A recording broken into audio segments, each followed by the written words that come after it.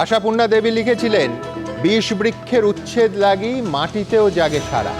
কিন্তু রাজনীতির কাকু আর জেঠুরা এ রাজ্যের ক্যাম্পাসে ক্যাম্পাসে মনোজিৎ মিশ্রের মতো যেসব ২০ বৃক্ষ রোপণ করে সার জল দিয়ে বড় করছেন, তাদের উচ্ছেদ হবে কবে?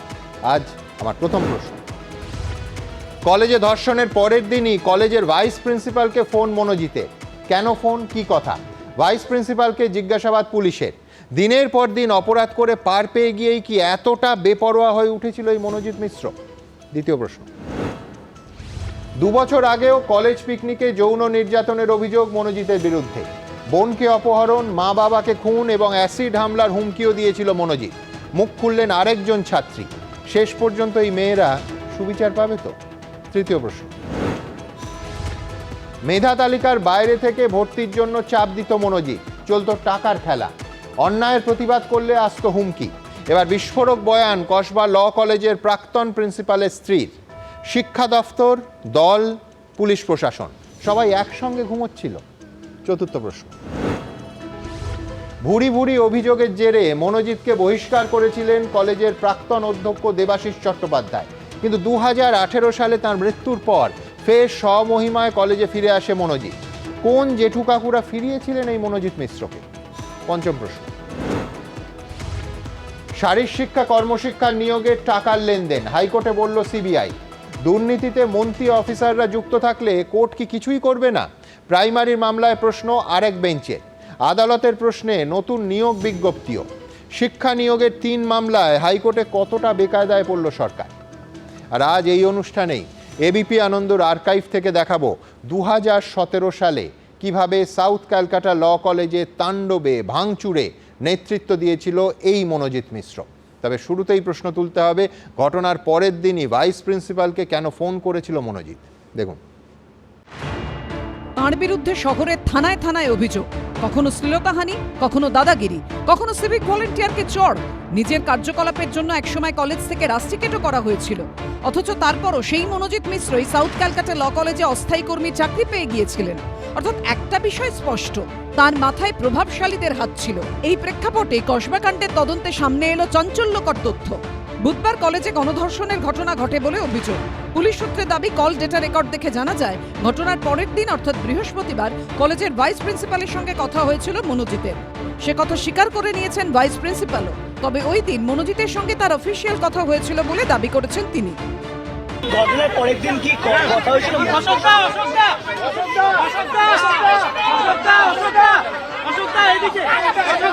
মাথায় ভাইপোর হাত ছিল। ভাইপো গ্যাংয়ের অন্যতম নেতা। ভাইপো গ্যাং মানেই তো ধর্ষণ করবে, চুরি করবে, তোলাবাজি করবে, রাহাজানি করবে, পুলিশের সিকিউরিটি থাকবে। একে সরান। বাংলায় যদি ধর্ষণ বন্ধ করতে হয় আর ধর্ষকদেরকে যদি 24 ঘন্টার মধ্যে শিক্ষা দিতে হয়, উত্তরপ্রদেশ মডেল চাই বাংলাতে। এই ভাইরাল ভিডিও থেকেই মনোজিৎ মিশ্রের ওপর মহলে ওঠা বসার প্রমাণ আরো স্পষ্ট হয়েছে। একই অনুষ্ঠানে সাউথ ক্যালকাটা ল কলেজের ভাইস প্রিন্সিপাল নয়না চট্টোপাধ্যায় এবং গভর্নিং বডি সভাপতি তৃণমূল বিধায়ক অশোক দেবের সঙ্গে দেখা যাচ্ছে মনোজিৎ মিশ্রকে। তৃণমূল বিধায়ক অশোক দেবকে রীতিমতো জেঠু বলে সম্বোধন করছেন মনোজিৎ মিশ্র।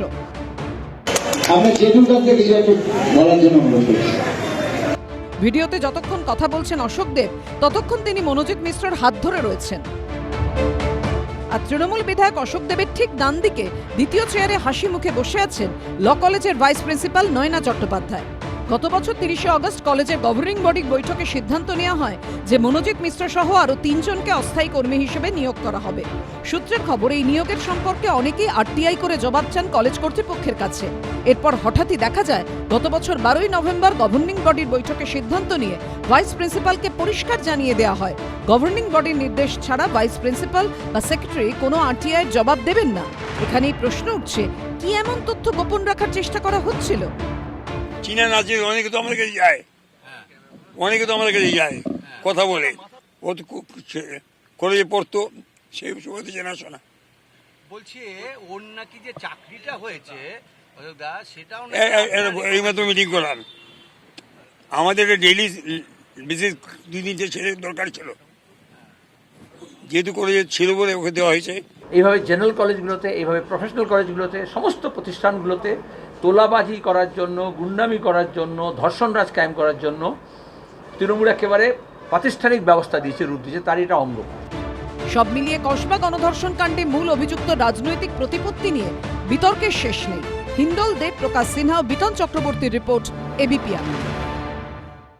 না, রাজনৈতিক যে প্রতিপত্তি, এই প্রতিবেদনে বলা হলো বিতর্কের শেষ নেই। বিতর্ক নেই, একেবারে নিশ্চিত প্রতিপত্তি, তার একাধিক প্রমাণ আছে।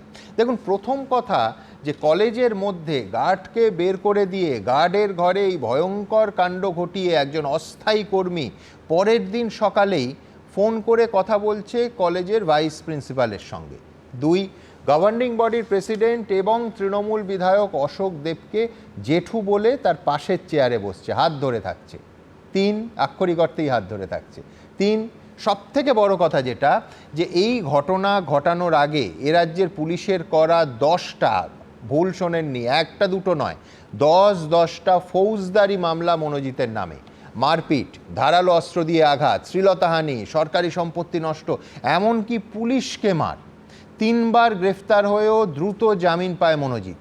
আর অসংখ্য সাধারণ তৃণমূল কর্মীর মধ্যে শ্রীযুক্ত অশোক দেবের সুপারিশে আইন কলেজের অস্থায়ী চাকরি পেল কিন্তু এই কুখ্যাত মনোজিৎ মিশ্র ওরফে ম্যাঙ্গো। আমার প্রথম বক্তা প্রাক্তন পুলিশ কর্তা সলিল ভট্টাচার্যের কাছে আমি জানতে চাইব যে একের পর এক অপরাধ করে কলেজ থেকে বহিষ্কৃত হয়েছে, আবার কলেজে ফিরে এসে অপরাধ করছে, ক্ষমতাশালীদের স্পষ্ট প্রশ্রয়। সলিলদা, সময় মতো কঠোর আইনি ব্যবস্থা নিলে কি এই নির্যাতনগুলো, পরের নির্যাতনগুলো এবং এই মারাত্মক ঘটনা আটকানো যেত না? সুমন, এই মনোজিৎ মিশ্র হচ্ছে দাগি একটা, bad livelihood, series of criminal records, past records in his credit. দিনের পর দিন ক্রাইম করে চলেছে। His name should find entry in the active criminal list, history sheet and surveillance list. এটা সম্ভব নয় যে পুলিশের পক্ষে গিয়ে কোনো ইন্টেলিজেন্স কালেকশন করা, কলেজের চলাকালীন কলেজের মধ্য থেকে গিয়ে সেইখান থেকে খবর কালেকশন করা, ইনপুট নেওয়া, তারপরে আগের থেকে সেই রেপটাকে পেয়ে, ইট ইজ নট পসিবল, সম্ভব নয়। কিন্তু যদি পুলিশের কিসের কনস্ট্রেন্ট বলো তো সুমন, কিসের বাধ্যবাধকতা? টাকার বাধ্যবাধকতা। সেটা তোমার ওই যে আগের প্রিন্সিপাল যতদিন ছিলেন ও ঢুকতে পারতো না, একদম দেবাশিস বাবু, পয়সাও রোজগার করত। কালমিনেশন অফ করাপশন ছিল inside the college, endorsed by the ruling party, এই তৃণমূল সরকার। এই রাজ্য সরকারের যদি এন্ডোর্সমেন্ট না থাকতো, মাথার উপরে বসে আছে বিগত বহু বছরের বিধায়ক অশোক দেব, আমি তাকে ব্যক্তিগতভাবে জানি। যখন আমার অফিস ছিল মহেশতলা, ডিএসপি ইন্ডাস্ট্রিয়াল ছিলাম, উনি বজবজ বা মহেশতলার ওখানে কোথাও থাকেন, একদম বজবজ। এই দিনের পর দিন এই যে করাপশন হয়েছে, পুলিশের ইনঅ্যাকশন, এবং খালি inaction in the sense suppression of law, suppression of sections of law. Police was assaulted, civic ভলেন্টিয়ারকে মারলো দিনে দুপুরে। কেন non bailable sections of law দিয়ে কেন তাকে আটকে রাখা হলো না? আজকে জয়ন্ত সিং যখন security for good behaviour 110 CrPC অর্থাৎ ভারতীয় ন্যায় সুরক্ষা সংহিতার যে রেলিভেন্ট সেকশনে তাকে বন্ড দিতে হবে, তার ফর গুড বিহেভিয়ার, এবং he should be remain in the custody. এর থেকে জয়ন্ত সিং ভালো, এর থেকে জেসিবি ভালো, এর থেকে বুলেট ভালো, এর থেকে সাদ্দাম সর্দার ভালো। এই যে পড়াশুনো যারা শিক্ষিত, যারা ক্রিমিনাল রয়েছে, এরা হচ্ছে ওয়েলথ, এরা হচ্ছে প্রশাসনের বৈভব, এই তৃণমূল দলের বৈভব, এরা হচ্ছে এর অ্যাসেট। এদের রেখে দিয়ে এই কালমিনেশন অফ করাপশন, ভোট লুট, নির্বাচনের ফয়দা তোলে এরা, এবং তার জন্যেই এদের পেট্রোনাইজ করা হয়, পোষা হয়। এবং আমি তোমায় বলছি, এ গ্যাং অফ রাউডিস ক্রিমিনালস এরা এই কলেজের মধ্যে থাকে। এরা আমি আজকে বলতে বাধ্য হচ্ছি, এখানে সুদীপ্ত রয়েছে বা যারা রয়েছে, আমি তাদের বলছি যারা ল প্র্যাকটিসিং প্রফেশনালস যারা আছে, এদের কাছে এরা স্লার, এদের কাছে কলঙ্ক, এরা এদের আন্ডারমাইন করছে, এই ফ্রেটার্নিটিকে ধ্বংস করছে, এই ফ্রেটার্নিটি বদনাম করছে, এই ফ্রেটার্নিটি কুৎসা হচ্ছে। বাইরে জনগণের কাছে মিশে দেখুক। আজকে জনগণ বলছে একটা আইনজীবীর যদি এই অ্যাকশন হয় তাহলে সাধারণ মানুষ কার কাছে যাবে? আর যেভাবে রেপ করেছে, যেভাবে গণধর্ষণ করেছে at the point of threat, এবং যেভাবে করেছে, এবং ইনভেস্টিগেশন সম্পর্কে আমার বলার কিছু নেই। Investigation is in the correct line. যাই, একটা কথা খালি আমি সুমন না বললে এটা অন্যায় করা হবে। ভারতীয় ন্যায় সংহিতা, ভারতীয় সুরক্ষা সংহিতাতে কোনো জায়গায় নেই যে অ্যাকিউজডের নাম দেওয়া যাবে না। ওইখানে একটা কিন্তু I am sensing some bad smell. একদম আদ্যক্ষণ নিয়ে কালকে নিয়ে বিস্তারিত আলোচনা করছি, আমি তা রিপিট করতে চাই না। প্রথম কথা, নিঃসন্দেহে পুলিশ অত্যন্ত দ্রুততার সঙ্গে গ্রেফতার করেছে, কিন্তু আদ্যক্ষণ নিয়ে সংশয় এবং ধোঁয়াশার জায়গাটা থেকেই গেছে। কিন্তু সলিলদা একটা শব্দবন্ধ ব্যবহার করলেন, এরা তৃণমূল দলের সম্পদ। আমি মুদ্রার আরেকটা পিঠ দেখি, এই এলিমেন্ট, এই ম্যাঙ্গোর মতো এলিমেন্ট, এই মনোজিৎ মিশ্রের মতো এলিমেন্টরা সব থেকে বেশি অত্যাচার করছে কিন্তু সাধারণ তৃণমূল কর্মীদের, এমনকি তৃণমূল দলের সিম্প্যাথাইজার তাদেরও। কেন এই কথা আমি বলছি এই কারণে, আমি অবশ্য না জেনেই গত শুক্রবার বলেছিলাম যে ম্যাঙ্গোর জেঠু আলফান্সো, কিন্তু গোটা সিস্টেমটাকে এই ম্যাঙ্গোরা ল্যাংড়া বানিয়ে ছেড়েছে। আমি বলছি যে আমি জানতাম না যে সত্যি সত্যি কোনো রাজনৈতিক নেতাকে এই মনোজিৎ মিশ্র জেঠু বলে ডাকে। দেখুন, ভাবুন, এরপর আমি পরের প্রতিবেদনে যেটা দেখাবো সেটা হচ্ছে একজন অধ্যক্ষ, অত্যন্ত শ্রদ্ধেয় সিনিয়র, এই মুহূর্তে প্রয়াত দেবাশিস চট্টোপাধ্যায়, তার সাক্ষাৎকারও দেখাবো। তিনি কিন্তু ওয়েবকুপা, অর্থাৎ তৃণমূল কংগ্রেসের যে অধ্যাপকদের সংগঠন, তার সহসভাপতি ছিলেন। সেই তাঁর স্ত্রী নবনীতা দেবী, তিনি আজকে ক্যামেরার সামনে নবনীতা চট্টোপাধ্যায় মুখ খুলেছেন, খুলে বলছেন যে কারণে অকারণে অধ্যক্ষের ওপর চড়াও হতো, দেবাশিস বাবুর ওপর কোট আনকোট অমানসিক নারকীয় অত্যাচার চালাতো মনোজিৎ। প্রিন্সিপালের ঘরে সিসিটিভি অবধি, বুঝতেই পাচ্ছেন, অপরাধের সাক্ষ্য প্রমাণ যাতে না থাকে, সিসিটিভি অবধি এই মনোজিৎ ভেঙে দিয়েছিল। এবং কে বলছেন? যে অধ্যাপক সংগঠন তৃণমূল কংগ্রেসের ওয়েবকুপার প্রাক্তন যুগ্ম সম্পাদক নবনীতা চট্টোপাধ্যায়। তারা বারবার একেবারে পরিষ্কার বলছেন যে বারবার অভিযোগ জানিয়েও এর কাছ থেকে মুক্তি পাননি, এবং শেষ পর্যন্ত এই শ্রদ্ধেয় সিনিয়র অধ্যক্ষ তিনি বহিষ্কার করেন, কলেজ থেকে বের করে দেন এই মনোজিৎ মিশ্রকে। তারপর তার দুর্ঘটনায় মৃত্যু হয়, হঠাৎ দুর্ঘটনায়, তারপর আবার সে ফিরে আসে। আমি পুরোটা দেখাবো আপনাদের, কিন্তু তার আগে নবনীতা চট্টোপাধ্যায়, ওয়েবকুপার প্রাক্তন যুগ্ম সম্পাদক, কি বলছেন আজকে এবিপি আনন্দকে, এবার দেখাবো। দেবাশিসের সেই সময়কার কথাগুলো যদি এখনকার নেতারাও যদি মানতেন বা জানবার চেষ্টা করতেন ওর হিস্ট্রিটা, তাহলেও এই ধরনের ঘটনা ঘটতো না। মনোজিৎ মিশ্র কসবার আইন কলেজে ছাত্রীকে ধর্ষণের অভিযোগে ধৃত তৃণমূল কর্মী, এক কথায় কলেজের দাদা, ম্যাঙ্গোদা। তাঁর বিরুদ্ধে এখন সামনে আসতে শুরু করেছে একের পর এক বিস্ফোরক অভিযোগ। মুখ খুলতে শুরু করেছেন আইন কলেজের একাধিক ছাত্রী। এই যে টিম এমএম, তাদের মধ্যে 2-3 জন আমাকে বসে খুব থ্রেটনিং করে বলেনি, কিন্তু যেভাবে বলেছিল যে তুই যদি আজকে এফআইআর করতে চাস বা জিডি করতে চাস, যেই মানুষটার আগেনস্টে করছিস, জানা আছে তো সেই মানুষটা পলিটিক্যাল হিস্ট্রি কি, ইভেন কি এই লাইনটাও বলা হয়েছিল তাদের ছাত্রীদের দ্বারা, যদি আজকে কমপ্লেনটা করিস, মুখের মধ্যে যদি কেউ কিছু ছিটিয়ে চলে যায় তা সেটার দায়িত্ব নিতে পারবি তো নিজে। তবে শুধু ছাত্রছাত্রীরাই নয়, অভিযোগ 2016 সাল থেকে মনোজিতের দাদাগিরির শিকার হন দেবাশিস চট্টোপাধ্যায়, যিনি 2004 থেকে 2018 পর্যন্ত সাউথ ক্যালকাটা ল কলেজের অধ্যক্ষ ছিলেন। প্রয়াত অধ্যক্ষের স্ত্রী, যিনি নিজেও অধ্যাপক, তার চাঞ্চল্যকর অভিযোগ অবৈধভাবে ভর্তি করানোর জন্য মোটা টাকা তুলতেন মনোজিৎ। ভর্তির সময় বেআইনিভাবে সেই মেধা তালিকা টপকে, যেখানে হয়তো 600 র্যাঙ্ক অবধি চান্স পাওয়ার কথা, সেখানে 2000-এ যার নাম আছে তাকে ভর্তি নিতে হবে। বলা বাহুল্য একটা টাকার খেলা, যেটা মনোজিৎ করতো। টাকা তুলতো অবশ্যই, সেটা ঘুর পথে, সেটা যেটা খবর আসতো, সেটা অনেক সময় লাখের গণ্ডি ছাড়িয়েছে। মূল হোতাও বরাবরই আমার যেটুকু জানা আছে, বারে বারেই উনি ওই মনোজিতের নামটাই করতেন, এবং উনি একটা নাইটমেয়ারে পরিণত হয়ে গেছিল। তৃণমূলের অধ্যাপক সংগঠন ওয়েবকুপার ভাইস প্রেসিডেন্ট ছিলেন দেবাশিস চট্টোপাধ্যায়। ওয়েবকুপার যুগ্ম সম্পাদক ছিলেন স্ত্রী নবনীতাও। কিন্তু তৃণমূল কর্মী মনোজিতের বিরুদ্ধে তাদেরও ভুরি ভুরি ভয়ঙ্কর অভিযোগ। একই সেশনে দুটো ইউনিভার্সিটি রেজিস্ট্রেশন করে, রেজিস্ট্রারের কাছে কি দরবার করেছেন যে ওর রেজিস্ট্রেশন বাতিলের জন্য। নিজের পঠন পাঠন থেকেও সেটা বেআইনি পথেও করেছে। ও একটা নাইটমেয়ারে পরিণত হয়ে গেছিল এবং নানান রকম ভাবে ফোনে হুমকি দেওয়া, স্যার এগুলো আপনি ভালো করছেন না, আপনার বয়স হয়েছে, আপনি এইগুলো কেন করছেন, কেন মেনে নিচ্ছেন না আমাদের কথা। এই সমস্তভাবে নানানভাবে মানসিক, দু একবার বোধহয় শারীরিকভাবেও নিগৃহীত হতে হয়েছে মনোজিতের হাতে। নবনীতা চট্টোপাধ্যায়ের দাবি, মনোজিতের দৌরাত্ম্যের কথা দলকে এবং দলের শিক্ষক নেতৃত্বকে জানিয়েও কোনো লাভ হয়নি। বাধ্য হয়ে মনোজিতকে কলেজ থেকে রাস্ট্রিকেট করেন তৎকালীন অধ্যক্ষ দেবাশিস চট্টোপাধ্যায়। ও যাদেরকে নেতা বলে জাহির করতো তাদের কাছেও আমরা ঘটনাগুলো সব জানিয়েছিলাম এবং সবাই মোটামুটি অবহিত ছিলেন। মেরুদণ্ড সোজা রেখে বলেছিলেন যে হয় আমি প্রিন্সিপাল কলেজে থাকবো, নয়তো মনোজিৎ এই কলেজে থাকবে। 2018 সালে মারা যান তৎকালীন অধ্যক্ষ দেবাশিস চট্টোপাধ্যায়। সেই সুযোগে কলেজে ফিরে আসেন মনোজিৎ মিশ্র।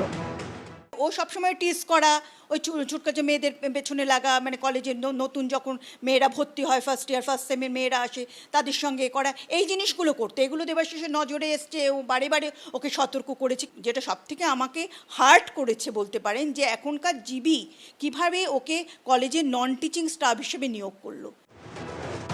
একটা ছেলের বিরুদ্ধে একের পর এক ভয়ঙ্কর অভিযোগ, সবাই সব জানতো, কিন্তু তারপরও প্রশ্রয় দিত, মদত দিত। কেন এত গুরুত্ব ছিল মনোজিতের? উপরওয়ালাদের কি পাইয়ে দিতেন তিনি? কৃষ্ণেন্দু অধিকারীর রিপোর্ট, এবিপি আনন্দ, কলকাতা। আমার পরের বক্তা বিশ্বনাথ চক্রবর্তীর কাছে আমার প্রশ্ন থাকবে যে কতজন ক্ষমতাশালী অশোক দেবের মতো জেঠু থাকলে, কোট আনকোট জেঠু, যে এই রকম একজন সিনিয়র শ্রদ্ধেয় মানুষ, একজন অধ্যক্ষ দেবাশিস বাবু, যিনি তৃণমূলের সংগঠনের কর্তা, যার একাধিক ছবি স্বয়ং রাজ্যের মুখ্যমন্ত্রী মমতা বন্দ্যোপাধ্যায়ের সঙ্গে, তাকে অমানসিক, কোট আনকোট তার স্ত্রী বলছেন, অমানসিক নারকীয় অত্যাচার তার ওপর মনোজিৎ চালাতো। এটা চালানো যায় কত বড় খুঁটি থাকলে? সুমনদা দেখুন, যে কোনো একটা ঘটনা ঘটলেই মমতা বন্দ্যোপাধ্যায়, অভিষেক বন্দ্যোপাধ্যায় সমেত দলটা পুরো নেমে যায় এ কথা বলতে যে তৃণমূল কংগ্রেস জিরো টলারেন্স। তৃণমূল কংগ্রেসের জিরো টলারেন্স, সেটা যদি কোনো নেতা হাত পেতে টাকা নেয় সেই প্রশ্নেও বলে, আবার কোনো যদি ভোট লুট হয় তাতেও বলে। কিন্তু জিরো টলারেন্সটা আগে, ঘটনার আগে, নাকি জিরো টলারেন্সটা ঘটনার পরে? দেখুন, এই প্রশ্নটা আমি একা করছি তা নয়, কল্যাণ বন্দ্যোপাধ্যায় গত পরশুদিনই মনে হয় করেছেন। আমার প্রশ্নটা হচ্ছে যে এই ঘটনাগুলো কিন্তু সব জানতো তৃণমূলের নেতারা, শীর্ষস্থানীয় নেতারা সব জানতেন, কিন্তু তারপরেও কিন্তু কোনো একটা ঘটনা যখন বেরিয়ে আসে, সংবাদ মাধ্যমে প্রকাশ পায়, তৃণমূল কংগ্রেসের অপরাধীদের অপরাধ যখন প্রকাশ পায়, তৃণমূল কিন্তু মানে হাত গুটিয়ে নেওয়ার জন্য, ঝেড়ে ফেলার জন্য ব্যস্ত হয়ে বলতে শুরু করে যে আমরা জিরো টলারেন্স, আমরা জিরো টলারেন্স। এই জিরো টলারেন্সটা আপনারা কেন ঘটনার আগে দেখাতে পারেন না? এ তো দেখা যাচ্ছে জিরো পানিশমেন্ট। একদম, মানে এই ছেলেটি, মনোজিৎ ছেলেটি যখন দিনের পর দিন অপরাধ করেছে, তখন আপনারা কেন তখন জিরো টলারেন্স দেখিয়ে তাকে সরিয়ে দিতে পারেননি? তার কারণ পারেননি এই কারণ মনোজিৎ যে রাজনীতিটা করে এটা তৃণমূল কংগ্রেসেরই রাজনীতি, এটা মমতা বন্দ্যোপাধ্যায়ের রাজনীতি। এর উপর ভিত্তি করে, মনোজিৎদের মতন লোকের উপর ভিত্তি করেই তৃণমূল কংগ্রেস তার একাধিপত্য কলেজ বিশ্ববিদ্যালয়ে বজায় রাখে, টাকা তোলে এবং একই সাথে এদেরকে ভোটে ব্যবহার করে, ভোট লুট করবার জন্য। এই মডেলটা আপনারা অস্বীকার করতে পারেন না।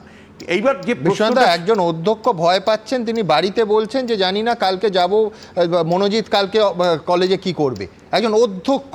আর এই মনোজিৎটা, আমার প্রশ্ন হচ্ছে এই মনোজিৎটা তো আপনি শুধুমাত্র একটা কলেজে দেখছেন, এটা তো সারা পশ্চিমবাংলার ছবি। পশ্চিমবাংলাতে প্রত্যেকটা কলেজ বিশ্ববিদ্যালয়ে এইরকম মনোজিৎরা আছে। আমরা শিক্ষকরা ভয়ে ভীতি সন্তুষ্ট হয়ে বলতে পারি না। আর দ্বিতীয় যেটা, সেটা হলো বললে আমাদের মারধর করে। সেই মারধরের ছবি আপনি দিনের পর দিন দেখিয়েছেন অনেক কলেজের। দ্বিতীয় যে বিষয়টা সুমনদা, এই মনোজিৎকে আপনি কি মনে করেন একা হঠাৎ করে এত বড় নেতা হয়ে গেল? এর উপরে যে নেতাগুলো হাত ছিল, এই নেতারা কারা? আমরা তো দেখলাম অশোক দেব থেকে শুরু করে, এবং দিনাঙ্কু সেদিন প্রেস কনফারেন্স করছেন। আমার প্রশ্ন হচ্ছে, একটা বড় সংখ্যক যদি নেতার হাত না থাকে, তাহলে ও কোনো পদে না থেকেও এত প্রভাব যে সমস্ত কলেজটা চালায়, এবং মানে যার বিরুদ্ধে এই ধরনের অভিযোগ আছে তাকে অস্থায়ী কর্মী হিসাবে নিয়োগ করে। তৃণমূল কংগ্রেস কি পারবে জিরো টলারেন্স এখনো দেখিয়ে যারা বড় নেতা হাত আছে তাদের বিরুদ্ধে ব্যবস্থা নিতে? আমরা জানি না যে কোচবিহার থেকে কাকদ্বীপ পর্যন্ত কোন কলেজে কোন ধরনের অত্যাচার লুকিয়ে আছে, সেই অত্যাচারগুলোকে খুঁজে বার করে সেই নেতাদেরকে শনাক্ত করে তৃণমূল কংগ্রেসকে দলীয়ভাবে এবং প্রশাসনিকভাবে কোনো ব্যবস্থা নিতে পারবে? যে কলেজগুলো আমি প্রশ্ন তুলতে চাই সুমনদা, যে এই যে মানে প্রায় 72 ঘন্টার উপরে ঘটনাটা প্রকাশ পেল, তারপরে তৃণমূল কংগ্রেসের দলীয়ভাবে বারবার একটা কথা বলবার চেষ্টা করছে যে পুলিশ প্রশাসন তো ব্যবস্থা নিয়েছে। আরে পুলিশ ওই কালপিটদের ধরবে, এটা তো স্বাভাবিক ঘটনা, ওই জন্যই তো পুলিশকে রাখা হয়। প্রশ্নটা হচ্ছে দলীয় প্রশ্রয় আপনারা কেন দিনের পর দিন দিচ্ছেন মনোজিৎদেরকে? মনোজিৎটা কেন মডেল হয়ে যাচ্ছে সারা পশ্চিমবাংলার কলেজ বিশ্ববিদ্যালয়গুলোতে? কেন আপনারা মনোজিতের মতন লোকগুলোকে তৈরি করছেন? তো আপনারা বারবার বলছেন আমাদের বখাটে ছেলে দরকার, মনোজিতদের মতন ছেলেগুলোকে তৈরি করছেন কাকদ্বীপ থেকে কোচবিহার পর্যন্ত। এবং প্রশ্নটা হচ্ছে যে আজকে বেশ কয়েকটা দিন হয়ে যাওয়ার পরে রাজ্যের শিক্ষা দপ্তর কি করছে? আমি জানি না শিক্ষামন্ত্রীর কোনো বিবৃতি এই নিয়ে পেয়েছেন কিনা, আমি জানি না মমতা বন্দ্যোপাধ্যায়ের বিবৃতি আপনি পেয়েছেন কিনা। শিক্ষা দপ্তর একটা এত বড় একটা ঘটনা হয়ে উঠে আসার পরে এবং সমস্ত তথ্যগুলো প্রকাশ পাচ্ছে, তাতে দেখা যাচ্ছে বিভিন্ন কলেজ বিশ্ববিদ্যালয়গুলোতে তৃণমূল কংগ্রেস বকলমে সমস্ত কিছু দখল করে রেখেছে। আমার প্রশ্ন, শিক্ষা দপ্তর থেকে তো একটা নির্দেশিকা ইতিমধ্যেই বের করার কথা ছিল, যে শিক্ষা দপ্তর 2017-র মতন একটা ড্রেকোনিয়ান আইন তৈরি করে সমস্ত কলেজ বিশ্ববিদ্যালয়কে দখল নিয়েছে, তারা কেন একটা আদেশ জারি করে বলতে পারছে না যে দেখুন যতক্ষণ পর্যন্ত নির্বাচন না হবে তাহলে আমি কলেজ এবং বিশ্ববিদ্যালয়ের কর্তৃপক্ষকে বলে দিচ্ছি আমরা যে সমস্ত ইউনিয়ন রুমগুলোকে তালা মেরে দিন? এই কথাটা বলতে পারছেন না, কেন বলতে পারবেন আপনারা? আমি ঠিক উল্টো কথাটা বলবো। শিক্ষা দপ্তরের আমাদের কাছে যে তথ্য গতকাল যা সামনে এলো তা তো ঠিক উল্টো। আমার সাউথ ক্যালকাটা ল কলেজের সমস্ত সাধারণ ছাত্রছাত্রী তারা কলেজে যাবেন না, কলেজ অনির্দিষ্টকালের জন্য বন্ধ হয়ে গেল। বিশ্বনাথ চক্রবর্তী বলছেন ইউনিয়ন রুম, আমি বলছি তদন্তের স্বার্থে ইউনিয়ন রুম, গার্ড রুম এই সমস্ত সিজ করে দেয়া হোক, আমি একেবারে সিল করে সেখানে কর্ডন করে দেয়া হোক, এবং অন্যান্য সাধারণ ছাত্রছাত্রীরা কেন এই ঘটনার মাসুল দেবেন? দিনের পর দিন তারা ক্লাস করতে পারবেন না। আমি এক্স্যাক্টলি এইখান থেকে ঘর সিল হওয়ার জায়গায় কলেজ সিল হয়ে গেল। এইখান থেকে আমার পরের একটার পর একটা ইনপুট এবিপি আনন্দ আর্কাইভ থেকে আপনাদের সামনে রাখবো, তারপর সমীরদার কাছে, সমীর চক্রবর্তীর কাছে যাব। আমি প্রথমে আপনাদের দেখাবো কেন বলছি গতকাল থেকে একটার পর একটা ফুটেজ আর্কাইভ সাক্ষ্য দিচ্ছে যে এই মনোজিৎ মিশ্রের তাণ্ডব একটা হঠাৎ বিচ্ছিন্ন ঘটনা নয়, দিনের পর দিন তা সামনে এসেছে। এবং শুধু 10টা ফৌজদারি মামলা, এই শেষ ধর্ষণের মামলা ছাড়া তার বিরুদ্ধে ছিল তা নয়, তা এবিপি আনন্দ এবং অন্যান্য সংবাদ মাধ্যমে টেলিকাস্ট হয়েছে। এইবার আর্কাইভে আমি একটু ফ্ল্যাশব্যাকে যাব। 2017 সালের 17ই নভেম্বর অধ্যক্ষর বিরুদ্ধে অভিযোগ, তাতে সাউথ ক্যালকাটা ল কলেজে একদল পড়ুয়ার তাণ্ডব চালাচ্ছে, তাদের প্রত্যেকের হাতে টিএমসিপির পতাকা, উপস্থিত মনোজিৎ মিশ্র। সেই দিন ভেঙে দেওয়া হয় প্রিন্সিপাল লেখা যে ঘরের সামনে প্লেট থাকে, সেই প্লেট, এই কলেজের জানলা, সিসিটিভি ক্যামেরা। সেই দিন মনোজিৎ মিশ্র এবিপি আনন্দের ক্যামেরায় ঠিক কী বলেছিলেন দেখাবো। আমাদের অভিযোগ, আমরা যখন ফি বৃদ্ধি অন্য গভর্নমেন্ট কলেজগুলোর যেই ফিজ আছে সেই ফিজ নিয়ে ফি স্ট্রাকচারটা আমাদের কলেজে না, আমাদের কলেজে যথেষ্ট বেশি। তো স্যারকে জানতে যাওয়াটা আমাদের স্বাভাবিক ব্যাপার। তো আমরা যখন জানতে চাই যে স্যার এরকম কেন এত ফিজ নেওয়া হচ্ছে আমাদের কলেজে, তো এত কথা তোমাদেরকে আমরা জানাবার প্রয়োজন মনে করি না, শিক্ষামন্ত্রীর কাছে চলে যাও, উনি যা বলার বলে দেবেন। উনি একটা একটা গুনস রেখে দিয়েছেন কলেজে, যে গুনস দীর্ঘদিন ধরে এখানে ছেলে মেয়েদেরকে অত্যাচার করে যাচ্ছে, মারছে, ধরছে। ভাবুন, মনোজিৎ মিশ্র বলছেন যে অধ্যক্ষ গুনস রেখে দিয়েছেন, আর পাশের যে আরেকটি উইন্ডোতে তাতে দেখা যাচ্ছে যে কলেজে ভাঙচুর চালাচ্ছে এবং আগুন ধরাচ্ছে কলেজের মধ্যে। তারপর মনোজিৎ মিশ্রের বিরুদ্ধে কি ব্যবস্থা নেওয়া হয়েছে আমরা জানি না। ঠিক এই দিন এই সাউথ ক্যালকাটা ল কলেজের তৎকালীন অধ্যক্ষ, যাকে নিয়ে এতক্ষণ এত কথা বললাম, দেবাশিস চট্টোপাধ্যায় ঠিক কি বলেছিলেন সেটাও দেখাবো। দুটো গ্রুপের মধ্যেই ঝামেলাটা। গ্রুপ হচ্ছে আপন সাহা ছিলেন জিএস, তাকে সরিয়ে দিয়ে সাত্তকী এসছে। এই দুটো ছাত্রের মধ্যেই এই গণ্ডগোল, দুটো গোষ্ঠী টিএমসিপির। আর মাননীয় মন্ত্রীর নাম করে আমি তো হুমকি দিতে পারবো কি করে। এবার আপনাদের দেখাবো 2019 সালের 23শে জুলাই কলেজের ছাত্রীদের সঙ্গে আবার সেইবার প্রথম নয় অভব্য আচরণের অভিযোগ, তাকে বহিষ্কারের দাবি উঠল কলেজের ভেতর থেকে। 2019-এর 23শে জুলাই পরিচালন সমিতির বৈঠক, সেখানে এই যে বজবজের তৃণমূল বিধায়ক সিনিয়র অশোক দেব তিনি উপস্থিত। সেখানে টিএমসিপির সদস্য, সাউথ ক্যালকাটা ল কলেজের তৎকালীন ছাত্র, আবার বলছি তৃণমূল কংগ্রেসেরই চারেক ছাত্র নেতা সুফল কুণ্ডু ঠিক কী বলেছিলেন এইবার দেখাবো। মনোজিৎ মিশ্র 2012 সালে ও কলেজে ঢুকেছিল, তখন কলেজে নোংরামি করার জন্য ওকে কলেজ থেকে রাস্টিকেট করা হয়। 2016 সালে কলেজ ভাঙচুর করলো, কলেজ বাইরের ছেলেদের নিয়ে ভাঙচুর করার পর ও কলেজে আবার ইলিগালভাবে ঢোকে। তারপরে ও এখন আমাদেরও সেকেন্ড ইয়ারের স্টুডেন্ট, কিন্তু সেকেন্ড ইয়ারে হওয়া সত্ত্বেও ও প্রত্যেকটা সিনিয়র মেয়ে এবং প্রত্যেকটা জুনিয়র মেয়েকে কলেজে ডেকে মারা থেকে শুরু করে নিজের দলে রাখার জন্য প্রত্যেকটা মেয়ের সাথে নোংরামি এবং তার সেই ভিডিও ভাইরাল করে দেওয়া থেকে শুরু করে প্রত্যেকটা মেয়েরকে বাইরে যদি কোথাও দেখা হয় সেখানে মারা, কোনো ছেলে যদি সেখানে বার্থডে সেলিব্রেশন করতে যায় বা কোনো রকমভাবে কোনো ফ্যামিলির কাজে যায় সেখানেও তাদেরকে হ্যাকাল করার চেষ্টা করছে মনোজিৎ মিশ্র। যেহেতু ও বাইরে বিভিন্ন নাম ইনফ্লুয়েন্স করে নাম দেখিয়ে যেহেতু প্রত্যেকটা ছেলেকে ভয় দেখাচ্ছে, সেহেতু প্রত্যেকটা ছেলে এখন ভীত কলেজে আসতে পারছে না। তাই আমাদের একটাই দাবি, যদি মনোজিৎ মিশ্রকে রাস্টিকেট করা হোক, যদি মনোজিৎ মিশ্র রাস্টিকেট না হয়, আমাদের প্রত্যেকটা ছেলেকে সাউথ ক্যালকাটা ল কলেজ থেকে যে কোনো কলেজে ট্রান্সফার করে দেওয়া হোক। ভাবুন 2019-এ এটা এসএফআই বা ডিএসও এই বা এবিভিপি এই অভিযোগ তুলছে না, টিএমসিপি সদস্য এবং সুফল কুণ্ডু এই অভিযোগ করছে, বলছে মনোজিৎকে যদি না সরানো হয় আমাদের ট্রান্সফার করে দেয়া হোক। একই দলে আমার এইখানে প্রশ্নটা থাকবে যে সত্যি সত্যি তৃণমূল কংগ্রেস কি শিক্ষা দফতরটা সাবলিস করে তোলাবাজদের হাতে তুলে দিয়ে চোখ বন্ধ করেছিল?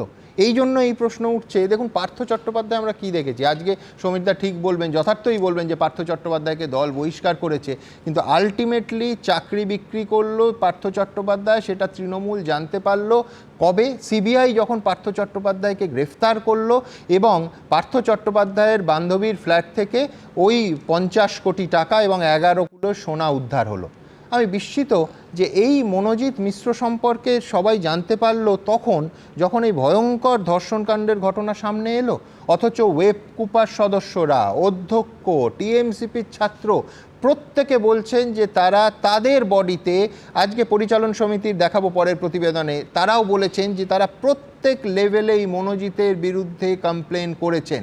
পুলিশ প্রশাসন তো বাদ দিলাম, যে ছাত্রনেতাকে 3 বার গ্রেফতার করা হয় এবং কয়েক ঘন্টার মধ্যে সে জামিন পেয়ে যায়, পুলিশ তো তাকে জানতো, বোঝাই যাচ্ছে। কিন্তু আমার প্রশ্ন হচ্ছে সমীরদার কাছে, এ প্রত্যন্ত সুন্দরবনের কোনো জায়গা নয়, একেবারে খাস দক্ষিণ কলকাতা, মমতা বন্দ্যোপাধ্যায়ের প্রাক্তন লোকসভা কেন্দ্র, দশকের পর দশক যেখান থেকে তিনি জিতেছেন, একেবারে হার্ট অফ সাউথ ক্যালকাটা। সেখানে সাউথ ক্যালকাটা ল কলেজে দিনের পর দিন এই গুন্ডারা চলল কী করে?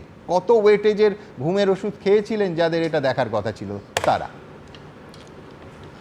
ধন্যবাদ সুমনবাবু, আপনি যে প্রশ্নগুলি আমার দিকে ছুঁড়ে দিলেন। আমি প্রথমেই একটা কথা বলি, এই ঘটনা অত্যন্ত লজ্জাকর এবং নিন্দনীয়, এটা নিয়ে কোনো দ্বিমত থাকতে পারে না। আমরাও সন্তানের বাবা মা, আমাদেরও সন্তানরা স্কুলে কলেজে গেছে, এবং এটা কোনো বাবা মার পক্ষেই এবং সমাজের জন্যে খুব একটা ভালো বার্তা নয়। একে ডিফেন্ড করার তো কোনো প্রশ্ন নেই, চরমতম সাজার দাবি জানাচ্ছি। সুমনবাবু যে প্রশ্নগুলো আপনি আমায় ছুঁড়ে দিলেন, যে সুন্দরবন থেকে শুরু করে কাকদ্বীপ, এই যে প্রত্যন্ত পশ্চিমবাংলা, সুমনবাবু আমিও কিন্তু ছাত্র রাজনীতির প্রোডাক্ট। আমিও কিন্তু 77 সাল থেকে 90 সাল পর্যন্ত ছাত্র রাজনীতির সঙ্গে ওতপ্রোতভাবে জড়িত ছিলাম। তখন পশ্চিমবাংলায় 7টা বিশ্ববিদ্যালয়, বিশ্বনাথ বাবুরা এর ভালো হিসেব রাখবেন, এই কলকাতা বিশ্ববিদ্যালয়, বর্ধমান বিশ্ববিদ্যালয়, উত্তরবঙ্গ বিশ্ববিদ্যালয়, এরকম 7টা বিশ্ববিদ্যালয়। শুধু কলকাতা বিশ্ববিদ্যালয়ের নিয়ন্ত্রণে তখন 246টা কলেজ ছিল, 246। বামেদের সময় নতুন করে কলেজ তৈরি হলো না, শুধু 37টা কলেজ নিয়ে বিদ্যাসাগর বিশ্ববিদ্যালয় তৈরি হলো মেদিনীপুরের বুকে। আজকে যদি আপনি সরকারি এবং বেসরকারি বিশ্ববিদ্যালয় মেলান, 42টা বিশ্ববিদ্যালয় পশ্চিমবাংলায়।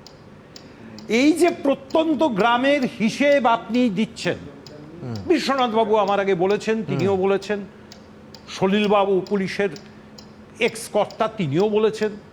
আমি শুধু জিজ্ঞেস করছি আপনাদের কাছে, বিশ্বনাথবাবুর কাছে অধ্যাপক মানুষ, এই পরিসংখ্যান নিশ্চয়ই থাকা উচিত। আপনি আবার বুঝবেন না যে আমি কিন্তু এই ঘটনাকে ডিফেন্ড করতে চাইছি। না, হ্যাঁ, আসছি আমার প্রশ্নটা ছিল আসছি। কোন জেঠুর হাত আমি মনোজিতের আসছি মাথায়? সুমনবাবু, হ্যাঁ, আমি আসছি। ঘটনা হচ্ছে যেটা, যে সারা পশ্চিমবাংলায় 500-র বেশি কলেজ আছে। আমি বলছি না যে কোনো বিচ্ছিন্ন ঘটনা।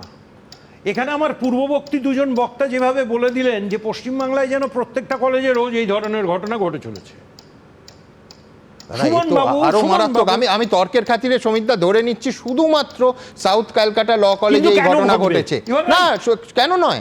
আমি বলছি এ তো শহরের কেন্দ্রে, দক্ষিণ কলকাতার কেন্দ্রে একটা ল কলেজ যেখানে আইন শেখানো হয়, সেখানে এই রকম চরম বেআইনি ঘটনা একটা দুটো নয়, বছরের পর বছর ধরে ঘটে আসছে এবং বছরের পর বছর ধরে অধ্যক্ষ থেকে ছাত্রী সবাই ভিকটিম হচ্ছে।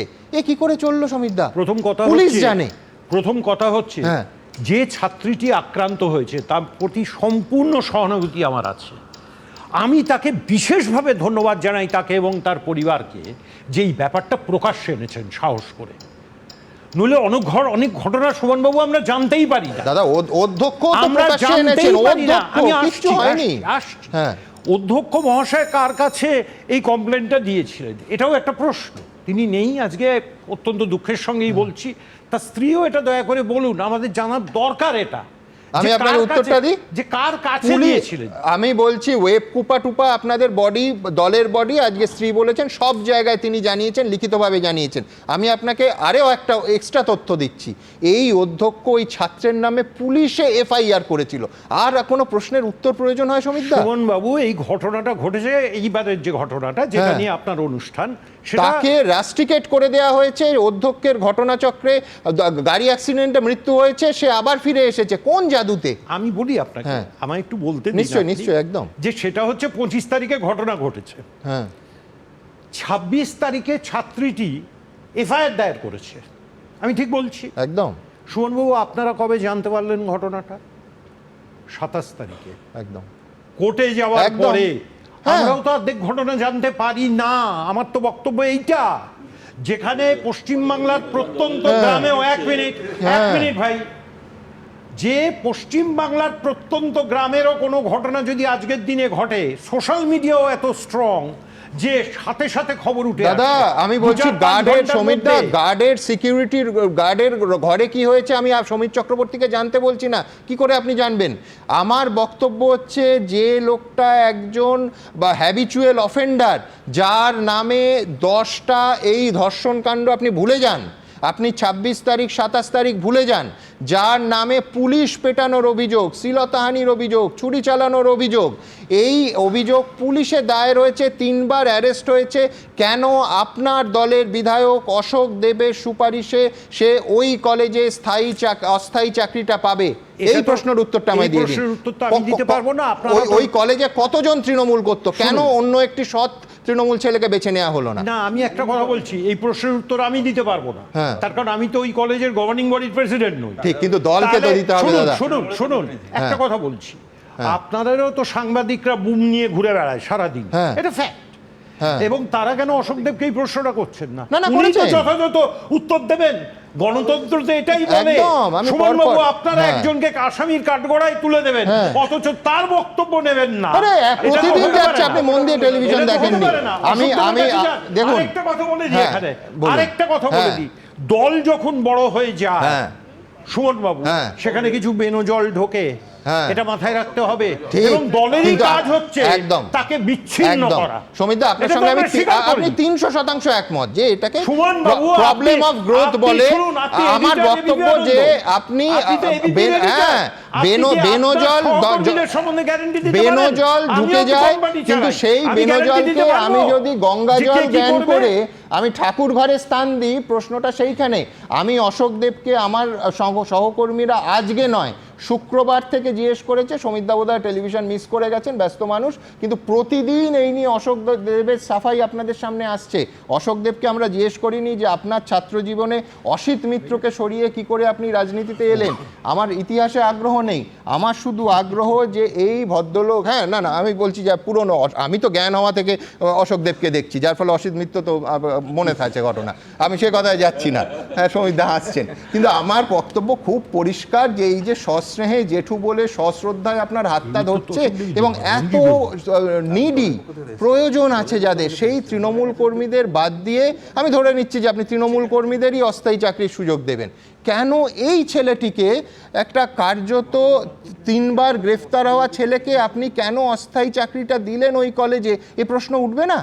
আমি বলছি শুক্রবার থেকে করছি, ভবিষ্যতেও অশোক দেবকে করে যাব, তার সিনিয়রিটিকে সম্মান জানিয়ে যে এই প্রশ্নের জবাব সমিতদা ঠিকই বলেছেন যে অশোক দেবকেও দিতে হবে, দলকে তো দিতে হবেই। এই প্রশ্নটার উত্তর আপনার, আপনি এবং আনন্দবাজার পত্রিকা বছরকে বছর যেটা বলেন যে কেন সরাসরি এমএলএ এমপিরা ওই গভর্নিং বডিতে থাকবে, তারা তো তার পার্টি ইন্টারেস্ট দেখবে। ও দেখছে যে আমার পার্টি, ওই ছেলেটা আমার পার্টি করে আর আমি গভর্নিং বডি, আমি হচ্ছে এমএলএ, ফলে আমার পার্টি লাইন অনুসারে বিরোধী শূন্য করে রেখে দিয়েছে এবং একই সাথে টাকা পয়সা তুলছে।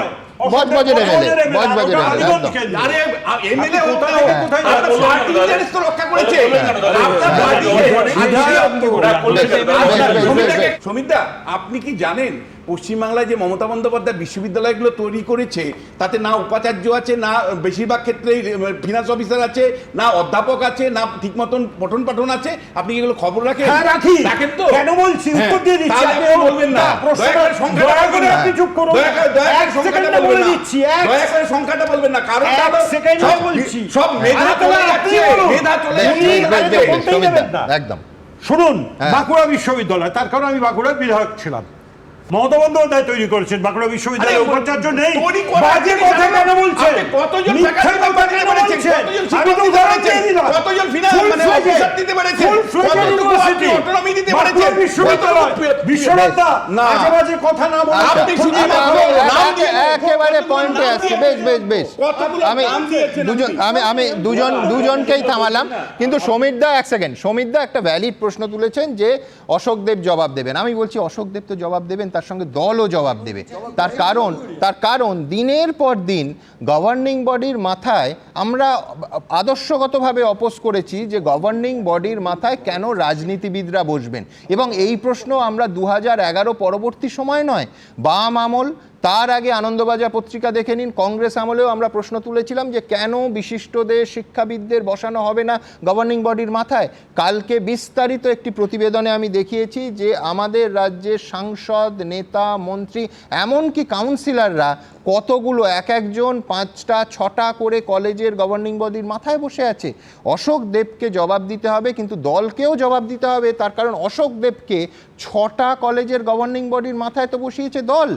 এবং এই সাউথ কলকাতা, কিন্তু আমি বলছি অশোক দেবকে যারা বসিয়েছেন তাদেরও তো বলতে হবে। আমি সমীরদার সঙ্গে ইয়েস অ্যান্ড নো, একমত এবং দ্বিমত যে অশোক দেবকে জবাব দিতে হবে, কিন্তু অশোক দেবকে যারা বসালেন তাদেরও তো জবাব দিতে হবে। কিন্তু আমি এই তরুণজ্যোতি তেওয়ারির কাছে যাব, যেটা হচ্ছে দেখুন তৃণমূল নেতা কতটা প্রভাবশালী হলে অধ্যক্ষ যাকে সাসপেন্ড করেছেন, ওয়েব কুপার পদাধিকারী সহ সভাপতি সেই অধ্যক্ষ, মমতা বন্দ্যোপাধ্যায়ের সঙ্গে একাধিক অনুষ্ঠানে যাকে দেখা যায়, এবং তিনি নিজে বলছেন, তার স্ত্রী বলছেন, পুলিশ দল সবাইকে জানিয়েছেন, পুলিশে এফআইআর করেছেন, তাকে রাস্ট্রিকেট করেছেন। আনফর্চুনেটলি এই অধ্যক্ষ মানুষটি পথ দুর্ঘটনায় হঠাৎ 2018 সালে মারা গেলেন। তার আগে কিন্তু বহিষ্কৃত হয়েছে মনোজিৎ। সেই মনোজিৎ তার মৃত্যুর পর স্বমহিমায় এই সাউথ ক্যালকাটা ল কলেজে ফিরে আসছে, এবং দিনের শেষে সে একজন ছাত্র। আমি আবার বলছি একজন ছাত্র, এই জন্য বলছি এর পিছনে কত বড় জেঠুরা থাকলে একজন রাস্ট্রিকেট হওয়ার পর কলেজে স্বমহিমায় ফিরে কার্যত নিয়ন্ত্রকের ভূমিকা পালন করলো, এবং পরবর্তীকালে যখন সেখানে অস্থায়ী চাকরির সুযোগ হলো অন্যদের পিছনে ফেলে সে সেই সুযোগটা পেল। এ কোন ম্যাজিকে? তরুণজ্যোতি।